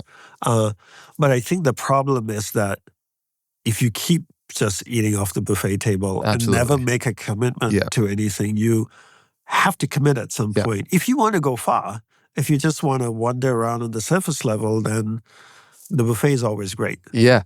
And I mean, this podcast in some ways is a buffet. I explore so many different lineages and paths, and I completely wholeheartedly agree that we go wide and we sample, and that's beautiful to, like you were meeting different gurus and finding, what resonates the most, right? Absolutely. What is the path that calls you most, and then go narrow and deep, find it at its depths. Yeah. And but the critical thing here too, Andres, is how far do you want to go in this life? I think that needs to be answered. If I want to play soccer in the local park with my friends, I don't have to do very much. If I want to play in the English Premier League, it's a whole different conversation, right? So I think or anywhere in between, it doesn't have to be one or either or. So I think on the spiritual path, one has to ask him or herself, how far do I want to go? If you say, I just want to find a sense of peace and calmness, then explore different traditions and delve into different things. But if you want to go all the way, the people that play in the French Open or the US Open or in the Premier League or in La Liga in Spain or whatever, they're not doing 50 different things. That's their life. Anybody, even the best musicians, the best, whatever, they're just doing that one thing. So, and it's your life, not yours, but we all have our own lives and we can choose how far we want to go. There's no benchmark. We don't have to feel guilty if we just say we want to explore in this life. Totally do it. It's your life. But I think if you make that decision, life becomes much more fulfilling, even if it's just exploring. And to me, it's like, of course, we all make our own decisions, but why wouldn't you want to experience the absolute truth of your real nature? I mean, that's my question. I mean, that's why I'm like committed to a path. Look at you. Here you are. I don't want to waste time. Yeah. From going back to what we were talking about, life is so precious. And if I can have this, why wouldn't I? Yeah. I've had the good fortune of working with some really amazing athletes and human beings, and they want the best. Yeah. And they go like, if I can have, like soccer players, the Champions League or to win the Premier League in England, why wouldn't I take it? Or win the World Cup? Yeah. I'm going to go for it. So for me, having the realization that I, in this life, have the opportunity to go within and experience the self inside of me, that's the opportunity is there. It's just for me, if I'm willing to commit to it. Why wouldn't I take it? I'd take it. Be insane not to. But then again, it's my choice, right? Yeah.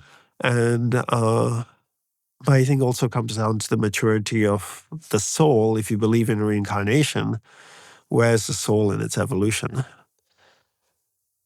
To me, it goes back to having those smaller experiences where you really taste what's possible. You see, oh, there's a there. Like there is actually a self beyond who we've been accustomed and existing as this small, limited, individualistic skin bag, this separate self. Having that experience is the most important thing. And then you mentioned there is these like benchmarks, because you asked your guru, like, how do you actually know you're progressing? What are the qualities? And I want to ask you, like, well, how do you know you're progressing on that path? One thing my guru said was that the first sign of the awakening of the superconscious is that you become more observant. And so that would be one sign. The chakra system within Hinduism, not the American version of it, which, is very highly adjusted, let's say. The original version really depicts a sense of unfoldment as one's consciousness go. You would go from a place of being able to be very reasonable. A less evolved soul would be very hard to reason with. You could say something to them and they would fight back and argue. A more mature soul would be able to have more humility, be able to reason and go like, well, that makes a lot of sense. Okay, I can see why I would do this now. Thank you for sharing that. And then those are all signposts. And then as you mature more and more, a soul that I asked my guru this, how do you tell the difference between a young soul and an old soul? He said, by how they respond to life experiences.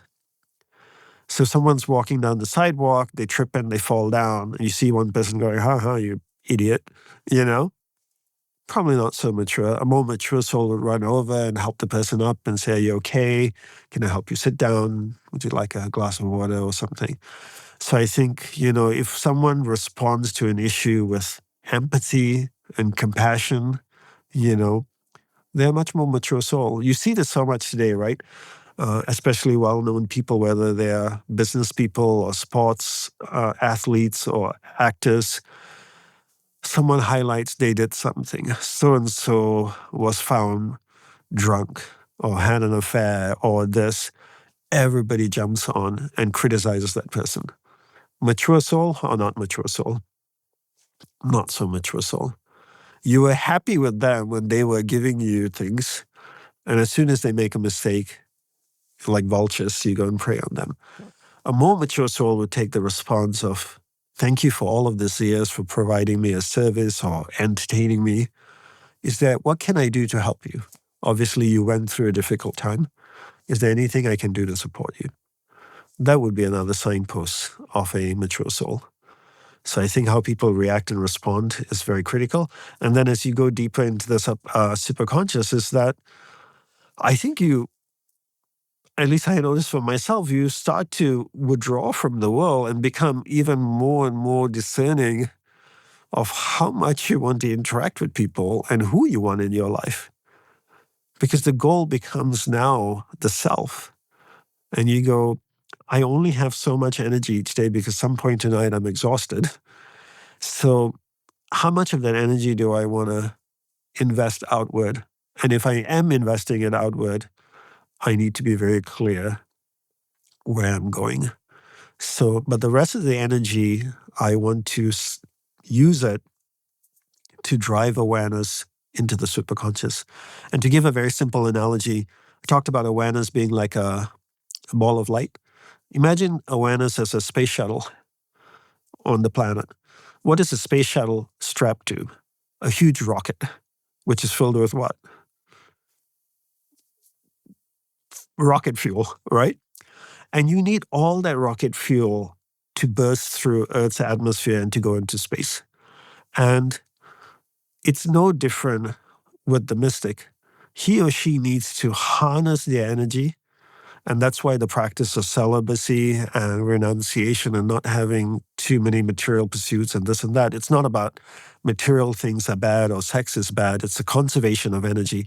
How much energy can I conserve, strap it onto my awareness to drive it from the first floor, the conscious mind, through the subconscious, break the atmosphere and go into the superconscious area of the mind? You need tremendous amount of energy. And one of the signposts is that we start to withdraw, but in a very compassionate, wise way rather than a judgmental way. I'm not going like, oh, you're not a nice person. Just going like, I just need more energy to go within. Does that make sense? Yeah? Absolutely, yeah. Yeah. You start to become more observing of people and their surroundings and what's happening internally. Become what Pratyahara and the 8 limbs of yoga is, more withdrawal of the senses. You realize how precious your time and energy is and what's worth investing it into. Yes. Examination and inquiry and concentration, right? Yeah. Dharana, right? Is that step before meditation. You need to be able to withdraw, concentrate, then focus it through meditation, and then finally samadhi, experiencing it, the self inside. If you look at those 8 steps, they're so sequential and thoughtfully structured, starting with lifestyle design. You can't get your life in order. You can't have a lifestyle that supports an inner journey. Yeah, we'll throw it up on screen right now for people that aren't familiar that can see the progression there, because it's like a beautiful multi-thousand-year-old science of examining the process of evolution that I think is so helpful to have context for. Yeah. So the state of samadhi and absolute absorption, what begins as more infantile or simple practice of bringing your awareness back in and concentration, which at times can feel anything but simple, Yeah. because the mind is so conditioned to not be doing that. And just to interject here, for those of you listening, ask yourself, and if you're distracted, ask yourself, how hard is it to be distracted? And I can almost for certain you're saying it's not difficult. That's because you practiced it so much. The same way, it's not hard for me to be concentrated, not because I lived as a monk or I'm anybody special. It's just what I practice. Yeah. It's really hard for me to be distracted because I haven't practiced it enough. Mm-hmm. So concentration is not a difficult state once you've practiced it.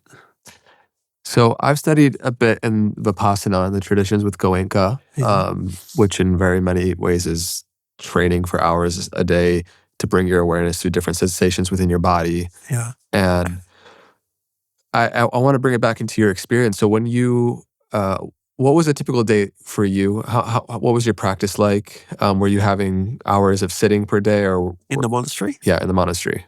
We only meditated as a group for an hour a day. Okay. So my guru valued preparation more than the actual practice. Yeah. How you prepare.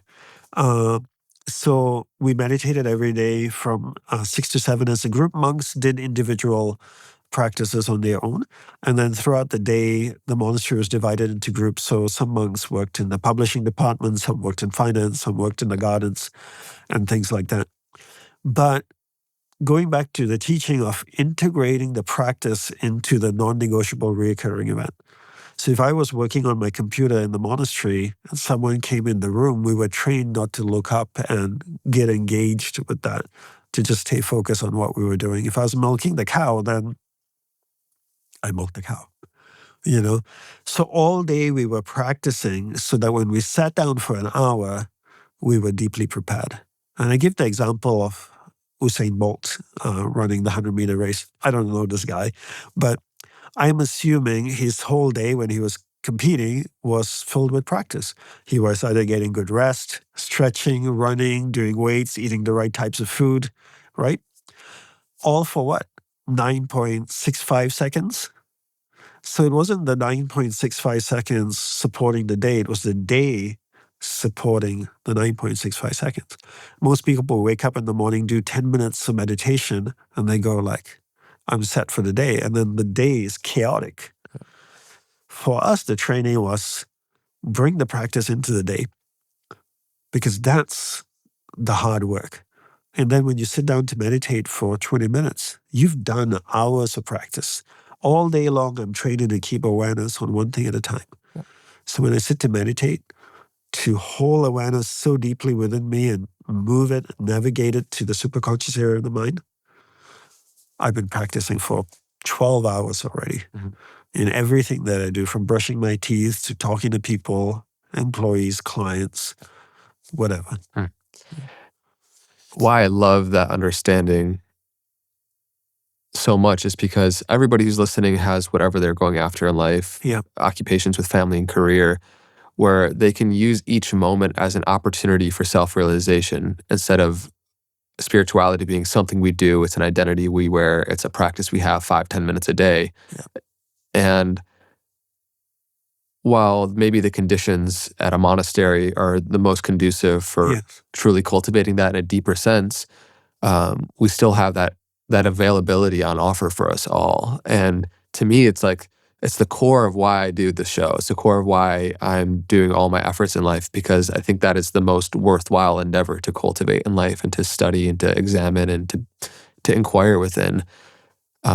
Because similar to you, like that indignation of not knowing self, of being able to think about waking up when I'm 80 and having the conditions of life and environment shape me in ways unbeknownst to what I truly wanted and what was possible for me. It's both the fire that possibility creates.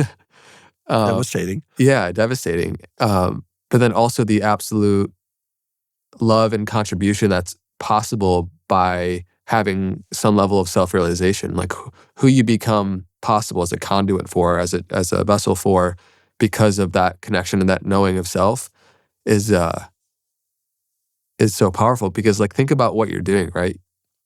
Everything that you have been doing over the past couple decades has been infused with the consciousness in which you have been doing it, right? This Yeah. cultivation, this awareness that you've cultivated in the quality of your mind has empowered you to show up in this conversation so present, and writing your book and reading your audiobook and all the media appearances and with your family.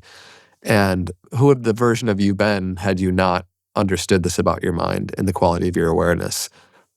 You know, how deep would the offering that you would have given the world and the transmission with your book and all of this stuff?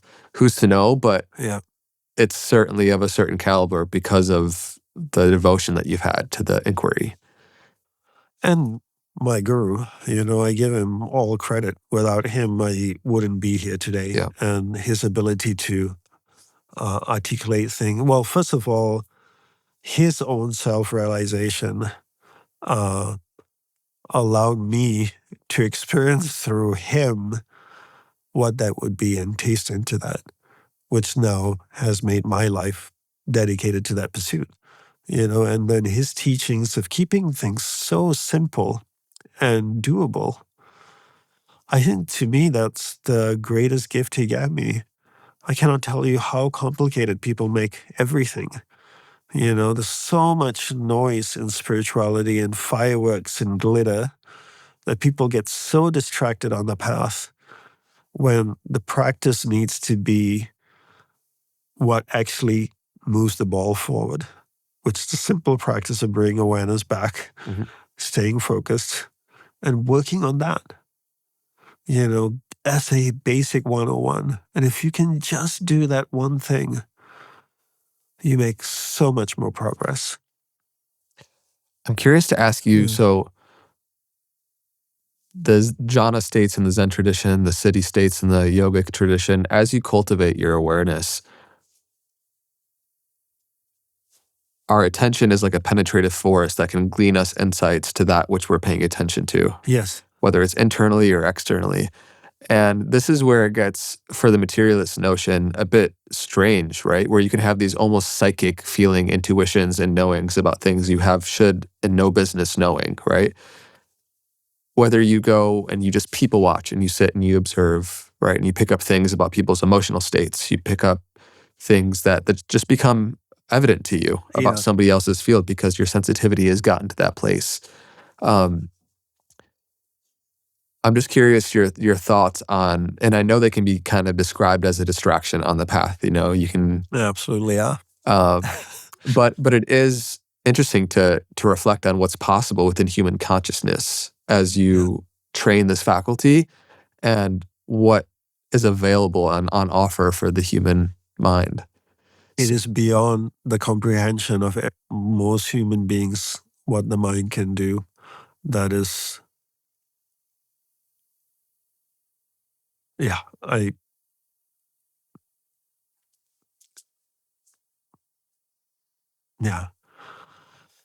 the less mature soul would like to show that and talk about it. The most mature souls I met, the very few monks that have developed capabilities that I wouldn't even know how to begin to describe, never talk about it, never show it, never indicate to anyone that they have it. Why would they? It's not the ultimate pursuit. The ultimate pursuit is the self. They go back to talking about the self, not to talk about that they can read your aura or they can manipulate someone from a distance or can do this or that. Those are all things on the side. Why would you ever want to talk about it? The most advanced souls are so simple. Like you look at them and you go, nobody important. And then you go towards the one that is charismatic and talks greatly and can demonstrate little powers. And they want to demonstrate little powers, right? Because that's how you pull people in. Yeah. Nothing like a little magic show, pull the rabbit out of the hat and then all of a sudden you have followers coming, and there's so many of those today. And unnecessary on the path because it's a distraction. And maybe it's necessary for to bring a group of people that are just getting on the path so they could learn about it. But again, it goes down to the question, how far do you want to go? Yeah. If you want the self, my guru would often say these are, gifts on the path of unfoldment, but they're also some of the biggest sidetracks. And I say, if you think the world is distracting, it's so distracting, wait till you get on the spiritual path. It is infinitely more distracting than the world of what opens up inside of you and the abilities. There's no limit. You're not bound by physical constraints now. Right. Now you're open to every possibility. That's when you have to be even more laser focused and say, what do I want on the path? I want the self. Not here to display abilities, psychic powers, things that can be done or cannot be done. Yeah, in many ways, it's like the higher you go, the harder you can fall, because even talking about those states, or like when people ask me, or I'm sure I've asked you about like deeper, higher states of consciousness and different experiences you've had, it can be so easy to have the egoic inflation with sharing that. Like, look what I've done that makes me somebody, and actually has the opposite effect of what you would hope it would. That's why I say the same thing. Yeah. And I'm so unpopular. Just bring awareness back. People actually comment on, that's all he ever talks about. Well, if you can just do this, you can have everything. Yeah. But you won't. Yeah. Why won't you? And, it to me, though, it does beg into questions about what the nature of reality fundamentally is. When you have these deeper states of experiencing mind, and it goes and expands from just inside of this to, whoa, the boundary between me and phenomena around me and the experience of life, that boundary dissolves in a big way. Do you, from those experiences and philosophical inquiries, what have you learned then? What are your thoughts on the nature of mind, not just being something you possess, but as a quality that we live in a sense? I don't even think about it. I don't even want to go down that road. As you go into the superconscious mind and you start to experience different things, there's a Sanskrit word, neti. Not this, not that. Not this, not that. And that's the only two words you need to learn. It's actually the same word. But because it's a rabbit hole, right? Yeah. How much time do I have on this planet? I have no idea. If I start to even explore the mind and all its ramifications and where it can go and what it can do, that same amount of effort and time and energy I could have been directing towards experiencing the self over and over and over again. And I am laser focused on that one thing. But it comes into the personal level where you dive deeper into into this understanding and practices, and you have these experiences. If you believe in, for example, reincarnation, or you take it up as a possibility, and then you go on these practices and you start having experiences where these memories come to you that aren't necessarily yours. For a lot of people, it can be extremely destabilizing. It can, and who knows what percentage of the audience that maybe are listening to this right now are diving deeper into those experiences, or have some sort of spontaneous insight into the nature of self. But it's just worth stating that this opens up a whole a realm of existence that was there, but we previously didn't have conscious awareness of because of how distracted we were. I think at the end of the day, each individual needs, for spirituality, to define what do they want in life, and by exploring a few different philosophies, not too many, can help you define a few goals and ask yourself which of those can you relate to. And if you really want to go far, you need to go narrow and deep. And that's it. And not get distracted. And keep your practices really, really simple and do the boring repetition. My guru taught me a meditation 1996, 30 years ago. Still doing when I was born.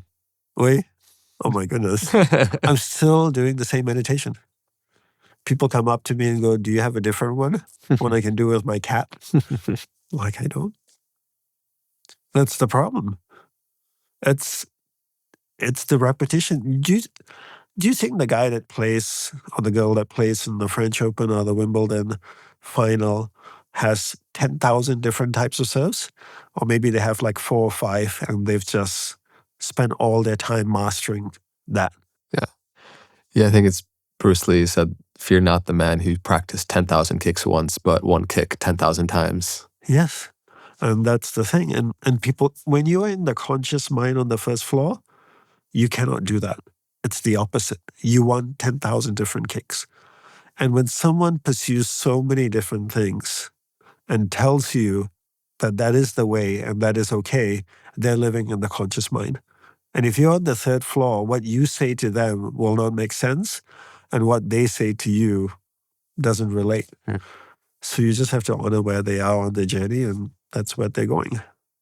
But the people that is practicing one kick 10,000 times, Hmm. it's like the mystic that's just doing one meditation for 50 years. Yeah. Because he or she is mastering that. That's what's going to go narrow and deep to get you where you want to go. Hmm. The Vedas say that truth waits for eyes unclouded by longing. Unclouded by longing? Yeah, truth waits for eyes unclouded by longing. And, when we think about wanting to live and to know truth, and we live in a distracted state where we are continually pushed by the craving and aversions, right? The Yeah. longing of some sort externally. When you contrast your current experience now versus 5, 10, 20 years ago, how has the quality of your longing, your craving, your aversion, how has that transformed, if it has at all? Like how much of that has been prevalent in your experience? Spiritual longing? No, like worldly longing. Well, it's deeply minimized.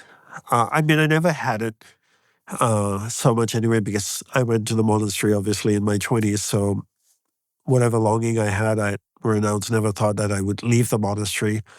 Having left the monastery, my longing has always been making sure step 1 and 2 on the Eightfold Path was sorted. And that was the financial longing. It's like, how do I amass enough finances to ensure that I would have a life that's stable, that would allow me to pursue with it.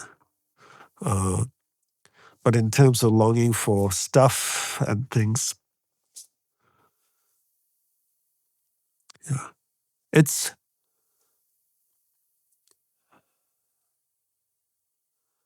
I think when you experience the superconscious or tap into the self enough times,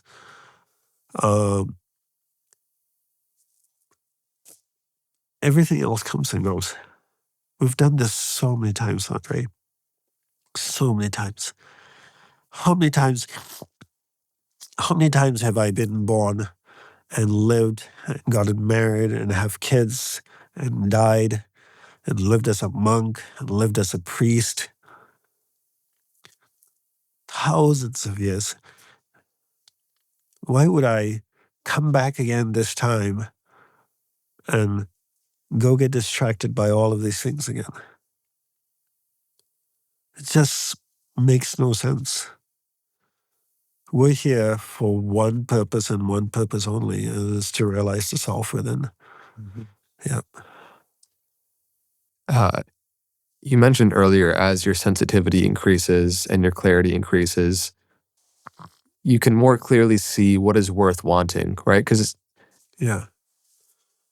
you can't really be focused or concentrated if you don't know what you want to be focused and concentrated on, right? Absolutely. And so for everybody who's listening right now and they have ambitions for their career, they want to build a certain life, cultivate a certain family, how has getting clear within yourself and having the quality of the mind be such that it's less distracted, right? Where your awareness is here and it's present, that allows space for almost like what is meant for you to become more obvious, and what you truly want to be able to even be chosen, because you can become aware of it. Otherwise, we're so distracted from a noisy internal environment.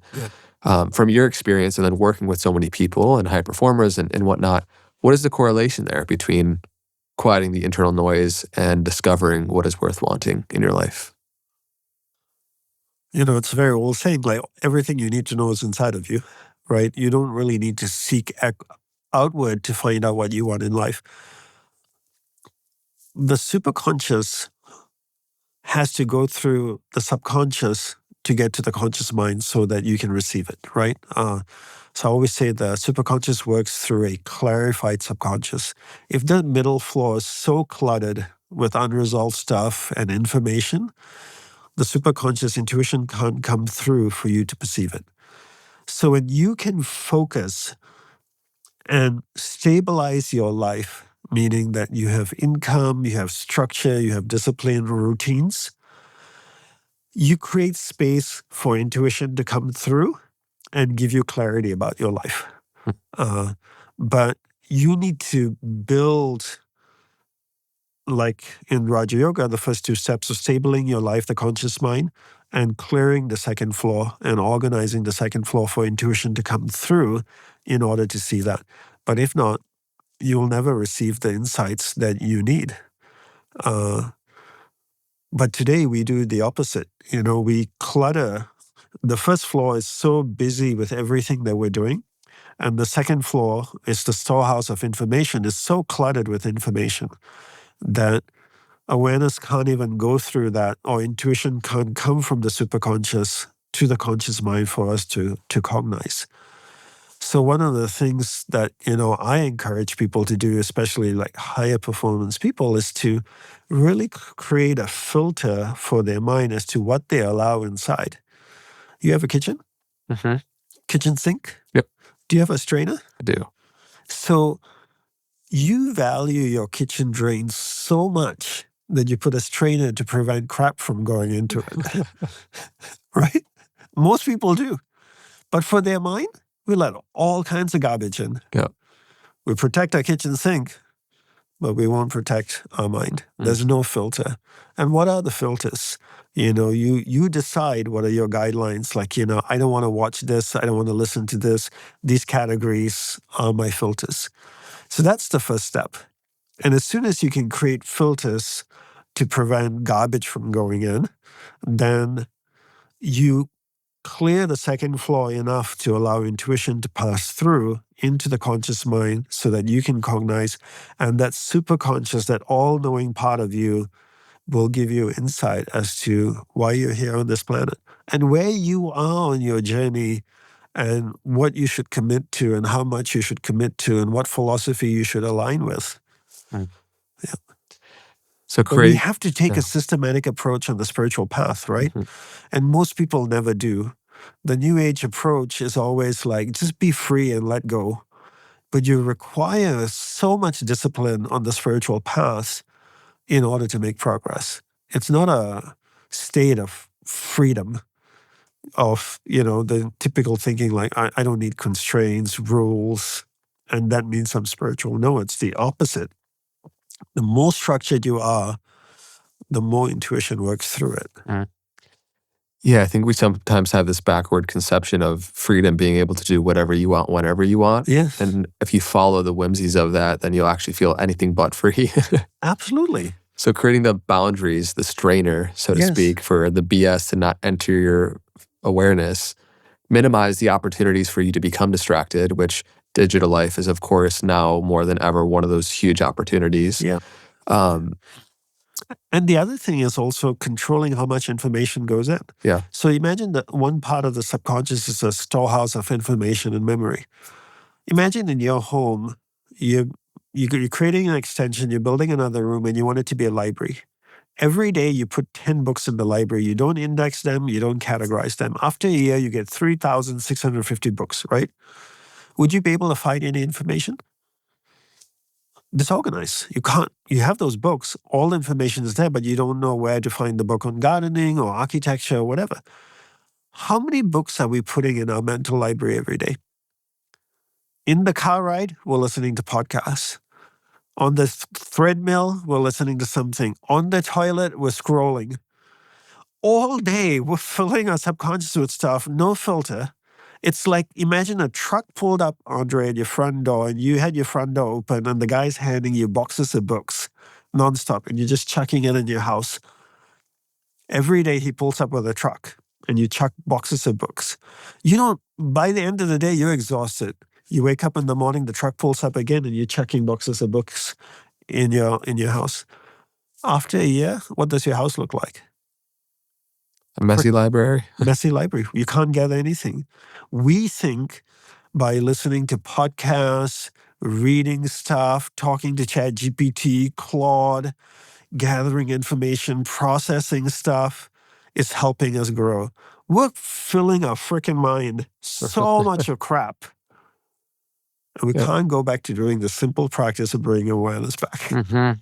Because all of those somehow tell us we're making, I read so-and-so said this research, and if you drank this tea or you did this practice, if I saw that shaman and this study showed this latest thing, who the hell cares? Can you keep your awareness on this person while you're sitting with them? That's all I'm asking. If you can't do that, none of that stuff matters. And the subconscious, after a year of consuming stuff all day long, you can't even go to the toilet without consuming stuff. How would superconscious even get through? Because the second floor is so cluttered, intuition can't penetrate through. And then you stop listening to your intuition because intuition can't come through. And then how is your own superconscious going to be able to give you an insight into your life as to what your purpose is or what your priorities are or who you actually are as a person? So well said, man. And in the digital world, the algorithms are very much so designed to prey on this, on the primal reward circuitry. And so close the door, metaphorically speaking, so that so much stimulus and information isn't overwhelming your nervous system. And then, like you said, the insights and the intuitions, whether it's through your superconscious or whatever you want to put there, you can't. Like I have the saying, when you get quiet, what needs to be heard will get loud, and we don't have the opportunity to hear what wants to be loud in our system. The things that are our purpose and we're really drawn towards because it's so noisy. Well, we're allowing things to come in. Right. We'll protect our drain, kitchen drain, right? Yeah. You have the little filter in your shower drain to stop hair from going in. I mean, I don't have that issue, but you probably I got do. it. I got that issue. Yeah. And then you got to clean up all the hair that's clogged in there. Yeah. So, our shower drain, our kitchen drain is so valuable to us, but our mind is not. And so even if we just stop reading, I think you've read enough and you've heard enough podcasts. Yeah. And if you don't read anymore for a year or don't listen to any podcast for a year, I think you're okay. Except this one. Except this one, yes. Except Make sure you listen to the Snow Thyself. Like and subscribe. Delete everything else. Yeah. No. You're okay, just practice. Get down to just practicing.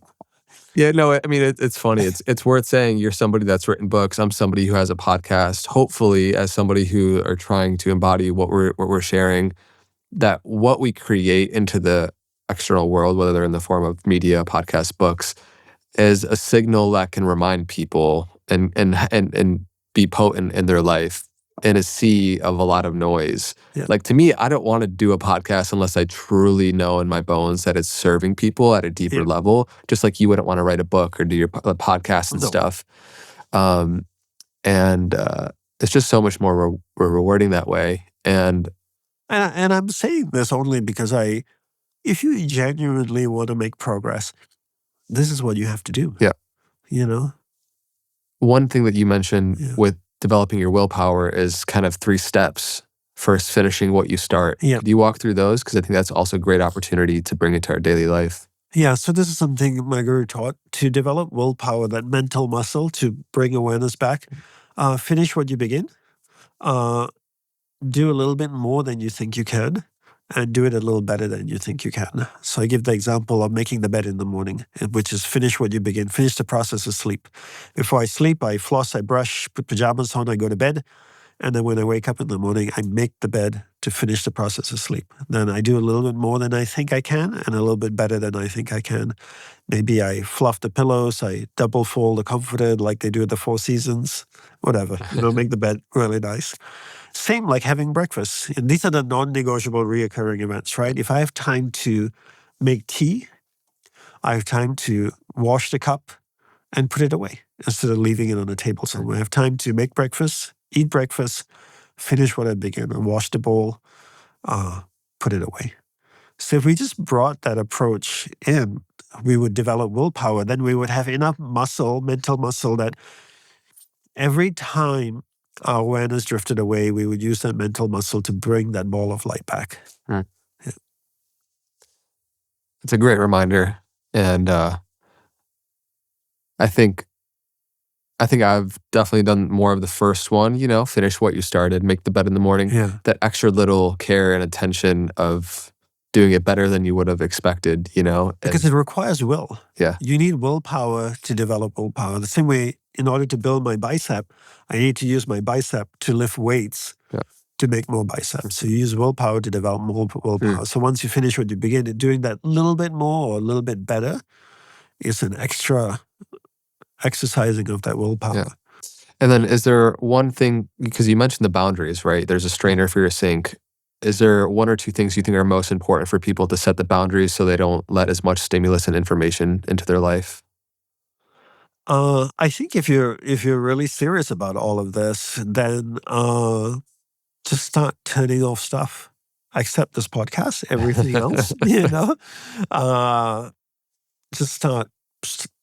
Because how can you hear what's inside of you if you're perpetually listening to what's outside of you? Yeah. So you need to tell the truck driver to stop coming and delivering books to your house. Mm-hmm. Because as long as he's turning up every day with a truck full of books, you're screwed. Yeah. So you can tell him you can't come back. And that's what we need to do. Yeah. The music we listen to, the TV shows, books we read, podcasts, all the scrolling. Just start. I'm very, very protective of my mind. It's easier to keep the mosquito. The mosquito is better outside the house than inside the house. Once it gets in, pain in the ass. Yeah. Right? So once that information gets into my mind, I have to deal with it. So it's easier for me to have a strong filter and keep everything outside. I'm sure Don't let the mosquito in. Yeah. I don't in my house. Yeah. I know both in your practice, both at the monastery afterwards, in my contemplative practices, you examine how much stuff there is underneath the surface in the subconscious that wants to bubble up and find expression, but because we're so overstimulated, it doesn't give it the chance to come into our awareness. And I think it's just worth mentioning that step one is, set the boundaries, develop your willpower.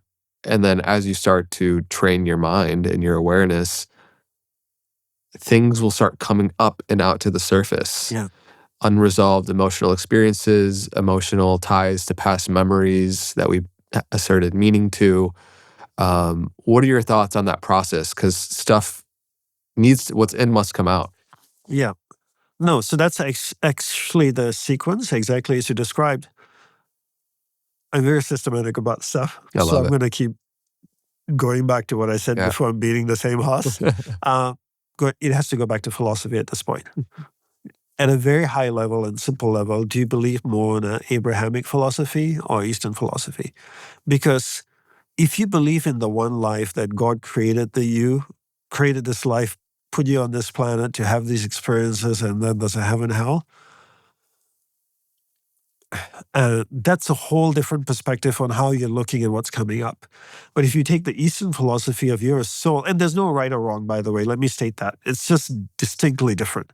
You pick whatever you want. I'm not saying one's better than the other. They're just distinctly different. If you look at the Eastern philosophy as I'm a soul living in a physical body, the physical body dies, I reincarnate. Now, as things come up, if I look at the Eastern philosophy, I go, wow, the stuff that's coming up, has been building up or has been there over thousands of years. It's not something that was created just in this lifetime where I have one life. Mhm. If I'm 30 years old, that's 30 years of crap that I need, to deal with. Now I have thousands of years of stuff to deal with. It allows me to be so much more empathetic towards myself and compassionate to myself and be willing to take time to resolve it. So the way I look at myself is I look at myself as a building under construction. If you've ever been to a construction site, there's rebar, broken glass, nails lying around. No one goes like, why is this a mess? Well, it's still under construction. But if you go to the Four Seasons and you see a broken glass, there'd be 10 people standing around it, making sure no one steps on it. Some will be sweeping it up. 5 people will be watching, I look at myself as a soul going through many, many lifetimes of reincarnation. So as things boil up and come to the surface because I've created these filters, now I have no noise coming in. I'm able to see the noise inside of myself. So not only the bad things come up, but also the good things come up. Mhm. And when I look at the not so good things, I go, this is a product of hundreds of years or thousands of years. So if it took this long to create this, it's going to take a while to unwind them, which allows me to be more compassionate with myself. But if you didn't have that philosophical understanding, then you would be so harsh with yourself and go like, why am I this way? You look at your life as a 30-year-old or 40-year-old and 50-year-old, you go like, I'm a terrible person, I'm this and that. But if you pull the lens back and you go like, wow, I've actually been on this planet for 50,000 years. You're like, okay, I can be more compassionate.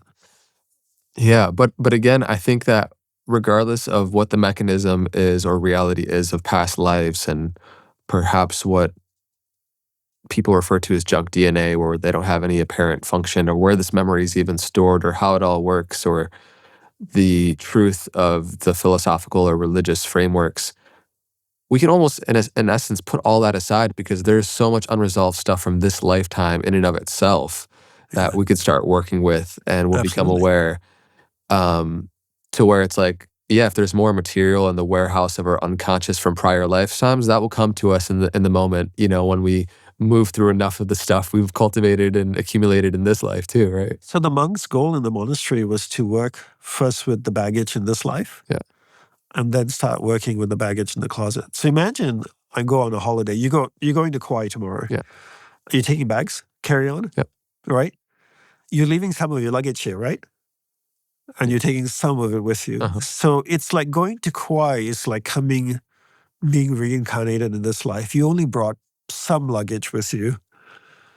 During the stay in Kauai, you may get rid of some stuff and add some stuff, but you still have more stuff there. So if this life you can quickly work through this carry-on luggage, Yeah. then you can spend the rest of the time working on your closet that's back home Yeah. and emptying that and filling it with stuff that you want. If you want to go far, that's the goal of the mystic, right? I want to spend this life resolving everything that I've created in this life, and then spend the rest of the time dealing with stuff from previous lives. Mm. I want that subconscious to be fairly organized. It doesn't experiencing the superconscious doesn't require the subconscious to be fully resolved, but it needs to be somewhat cleared to get to the superconscious. Think of your house with all the boxes of books. If there was no pathway through there, you couldn't get to the kitchen. But once you have some sort of a pathway, you can start to make your way to the superconscious. If that makes sense. Yeah. Yeah. Yeah. Yeah, there is so much in this moment that we can metabolize, and then more luggage that we can unpack and metabolize that. And then as we get further, we see further, and more will be coming to our awareness in the right moment to process as it comes. We recently launched our online community. Yeah. It became really clear to me that through this podcast, you start to put stuff out there in the world, and you attract people who resonate with it. Yeah. And the goal really with it and this podcast is to facilitate individual awakening towards the collective transformation of a more beautiful world. And so a couple people sent in questions from the community that I just want to ask. Oh, for today? Yeah. Oh, great. Yeah, for you. Let's do it. Specifically for you. Okay, Alexandra asks, Spiritual practices are many and are more accessible than ever before. How do you recommend to the audience which to choose and focus on? Reverse engineer. Start by getting clear what your philosophy is and start at a very high level. Do you believe? Start with the religions because you need to start somewhere. Eastern religions are Abrahamic. Again, no right or wrong. Do you believe in one God or no God? Do you believe in one life, multiple lives? Do you believe God is a person in heaven, a being in heaven, or an all-pervasive energy? That gives you a starting place, and that will help you articulate what the goal is on this planet. Is it to go to heaven and be with your Lord and Savior, or is it to experience divinity inside of you? Whichever you pick is fine. There's no right or wrong answer. And Is that once, true? Is there no wrong or right answer? no, because, Truly, all religions can't be correct in their conception of God and the divine. yes, agreed. But I understand the point you're Yeah. making, which is, in essence, there is many different paths up the mountain, so to speak, and take you to a similar place. Yeah, but not all the paths go to the same location. That's a Absolutely. very important thing to realize. I don't want to judge one is better, say one is better than the other. But what I am hardcore wired about is picking one. Mm-hmm. Pick one, that resonates for you. Because I think at the end of the day, Andre, if you look at where we are, each individual is in their unfoldment, I can't say this is the only way because a person over here will not be able to relate to me. Absolutely. The Yeah. person over here needs to pick what resonates to them on this point of the journey. Yeah. Whereas the person over there needs to pick what resonates to them over there. That's why I say, there's no right or wrong answer because I'm talking to a spectrum of souls, across A wide a gamut. wide gamut, Yeah. That's why I appreciate that humility brought into it, because it's belief. There is always a gap in belief of what you know and what you think you know. And I feel like the humble path is just admitting to yourself, what I know, I know. What I don't know, I don't know. Yeah. I'm inclined to maybe think this is the conception of the afterlife or how it might work. But let's go discover first and foremost. Anyways, I don't want So to I would say derail you. to Alexandra, reverse engineer that way, pick a philosophy, have the philosophy define a goal. Yeah. The goal will define a path. What is the path to get there? If I'm in LA and I want to get to San Francisco, there's a path. Yeah. A few paths, and then the path will define what practices you take. But if you start with the practices, it's very confusing because there's a million different spiritual practices. But if you reverse engineer, it's so much easier. It's like cooking, right? If I had 1,000 ingredients, I could potentially create 10,000 dishes. But if I say I want, this dish, pasta, then it's easier to reverse engineer and see what ingredients I need to create this type of pasta. Mm-hmm. So just reverse engineer your spiritual path, philosophy, goal, path, lifestyle, practices. What are your thoughts on it? Because I feel like our intuition will point us in the direction that is most aligned for us as we find what we resonate in. Like when I meet somebody and they exude a certain level of qualities that I feel like are sincere, that are potent, they have a degree of realization, that is almost a signal, or it's a sign that what they know has brought, the path that they followed has actually bared fruit in their life. Yeah. And you have to be able to discern the shiny objects and the charismatic leaders that maybe put off a shiny path. But I think that the more, at least, and I'm curious to hear your thoughts, but the more you kind of I clear asked that. my guru that question once. Oh yeah, when I was a monk. what do you say? I asked him, "How do you tell a fake guru from a not fake Yeah, guru?" yeah, totally. And he said, by looking at the people closest to it, around him or her. Yeah. If the people are closest around him, you don't really want to spend time, or if they tell you how amazing the teacher is, he's so amazing, he's going to transform your life. Wait till you meet him. you'll be in his presence and you're just going to get blown away. You'll hear him talk and he'll captivate every cell of your body. Just stay away, run, get in an Uber, go anywhere, get in a car, drive away. But if you meet their closest students and they start asking you questions like, so why are you here? What do you want to learn? What are you interested in? And they don't talk about the teacher at all, then you probably found some mature group of people.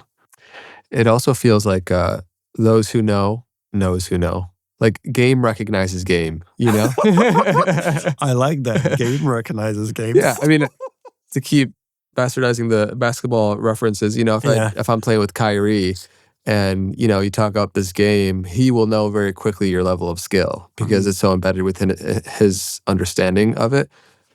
I think the more you quiet and you are like perceptive and observant, you can more easily discern where something is coming from, and the authenticity of a teacher shines through more. And let me say, in this lifetime,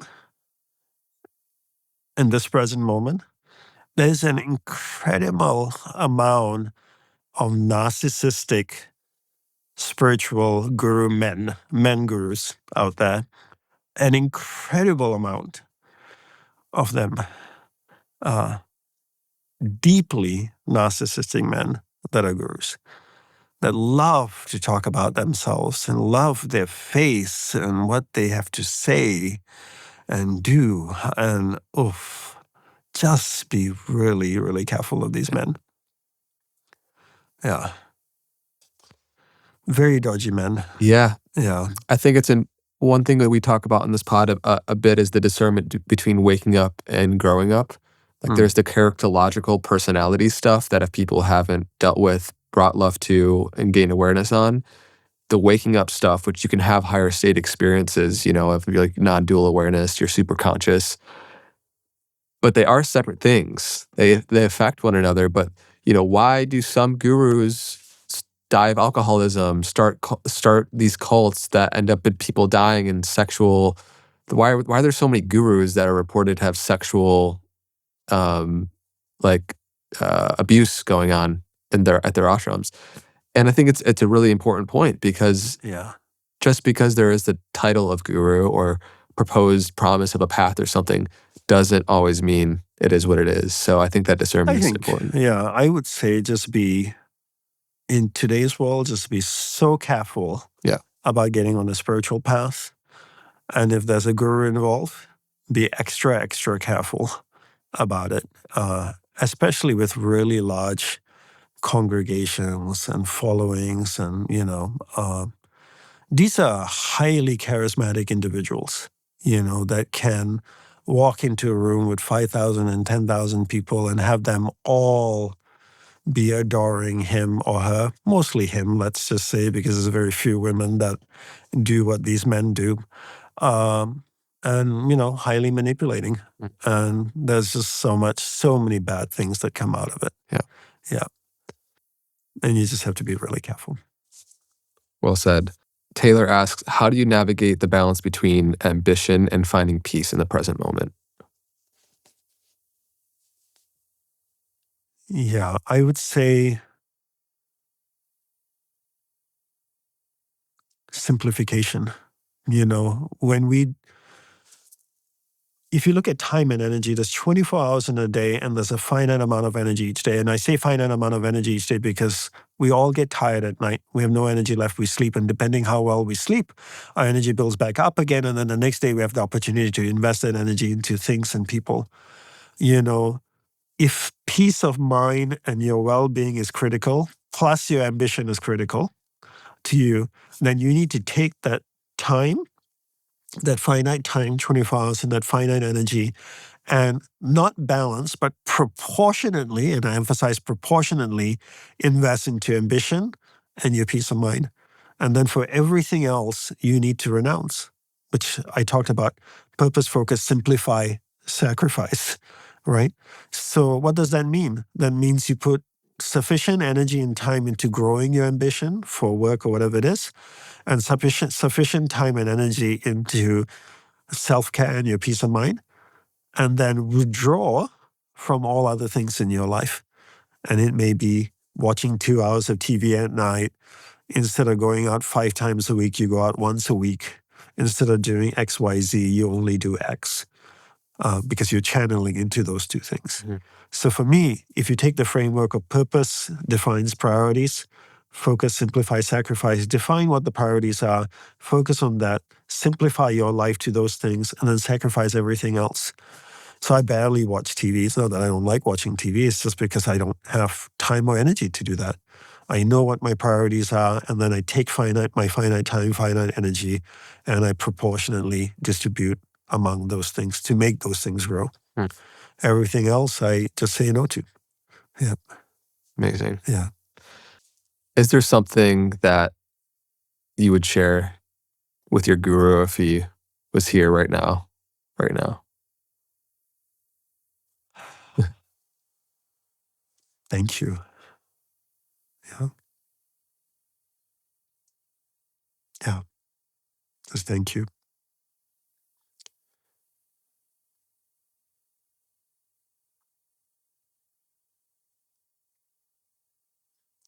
Yeah.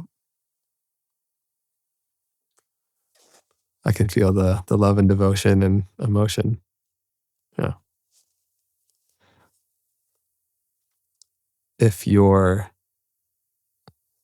superconscious had a message in 60 seconds, you were to share a message with humanity that is most pertinent right now, no small question, what would that be?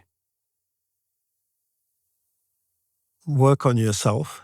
As you uplift your consciousness, you make better decisions. As you make better decisions, there are better outcomes. Those better outcomes affect you and everyone around you and uplifts all of humanity. But you cannot make a high-minded decision from a low-minded place.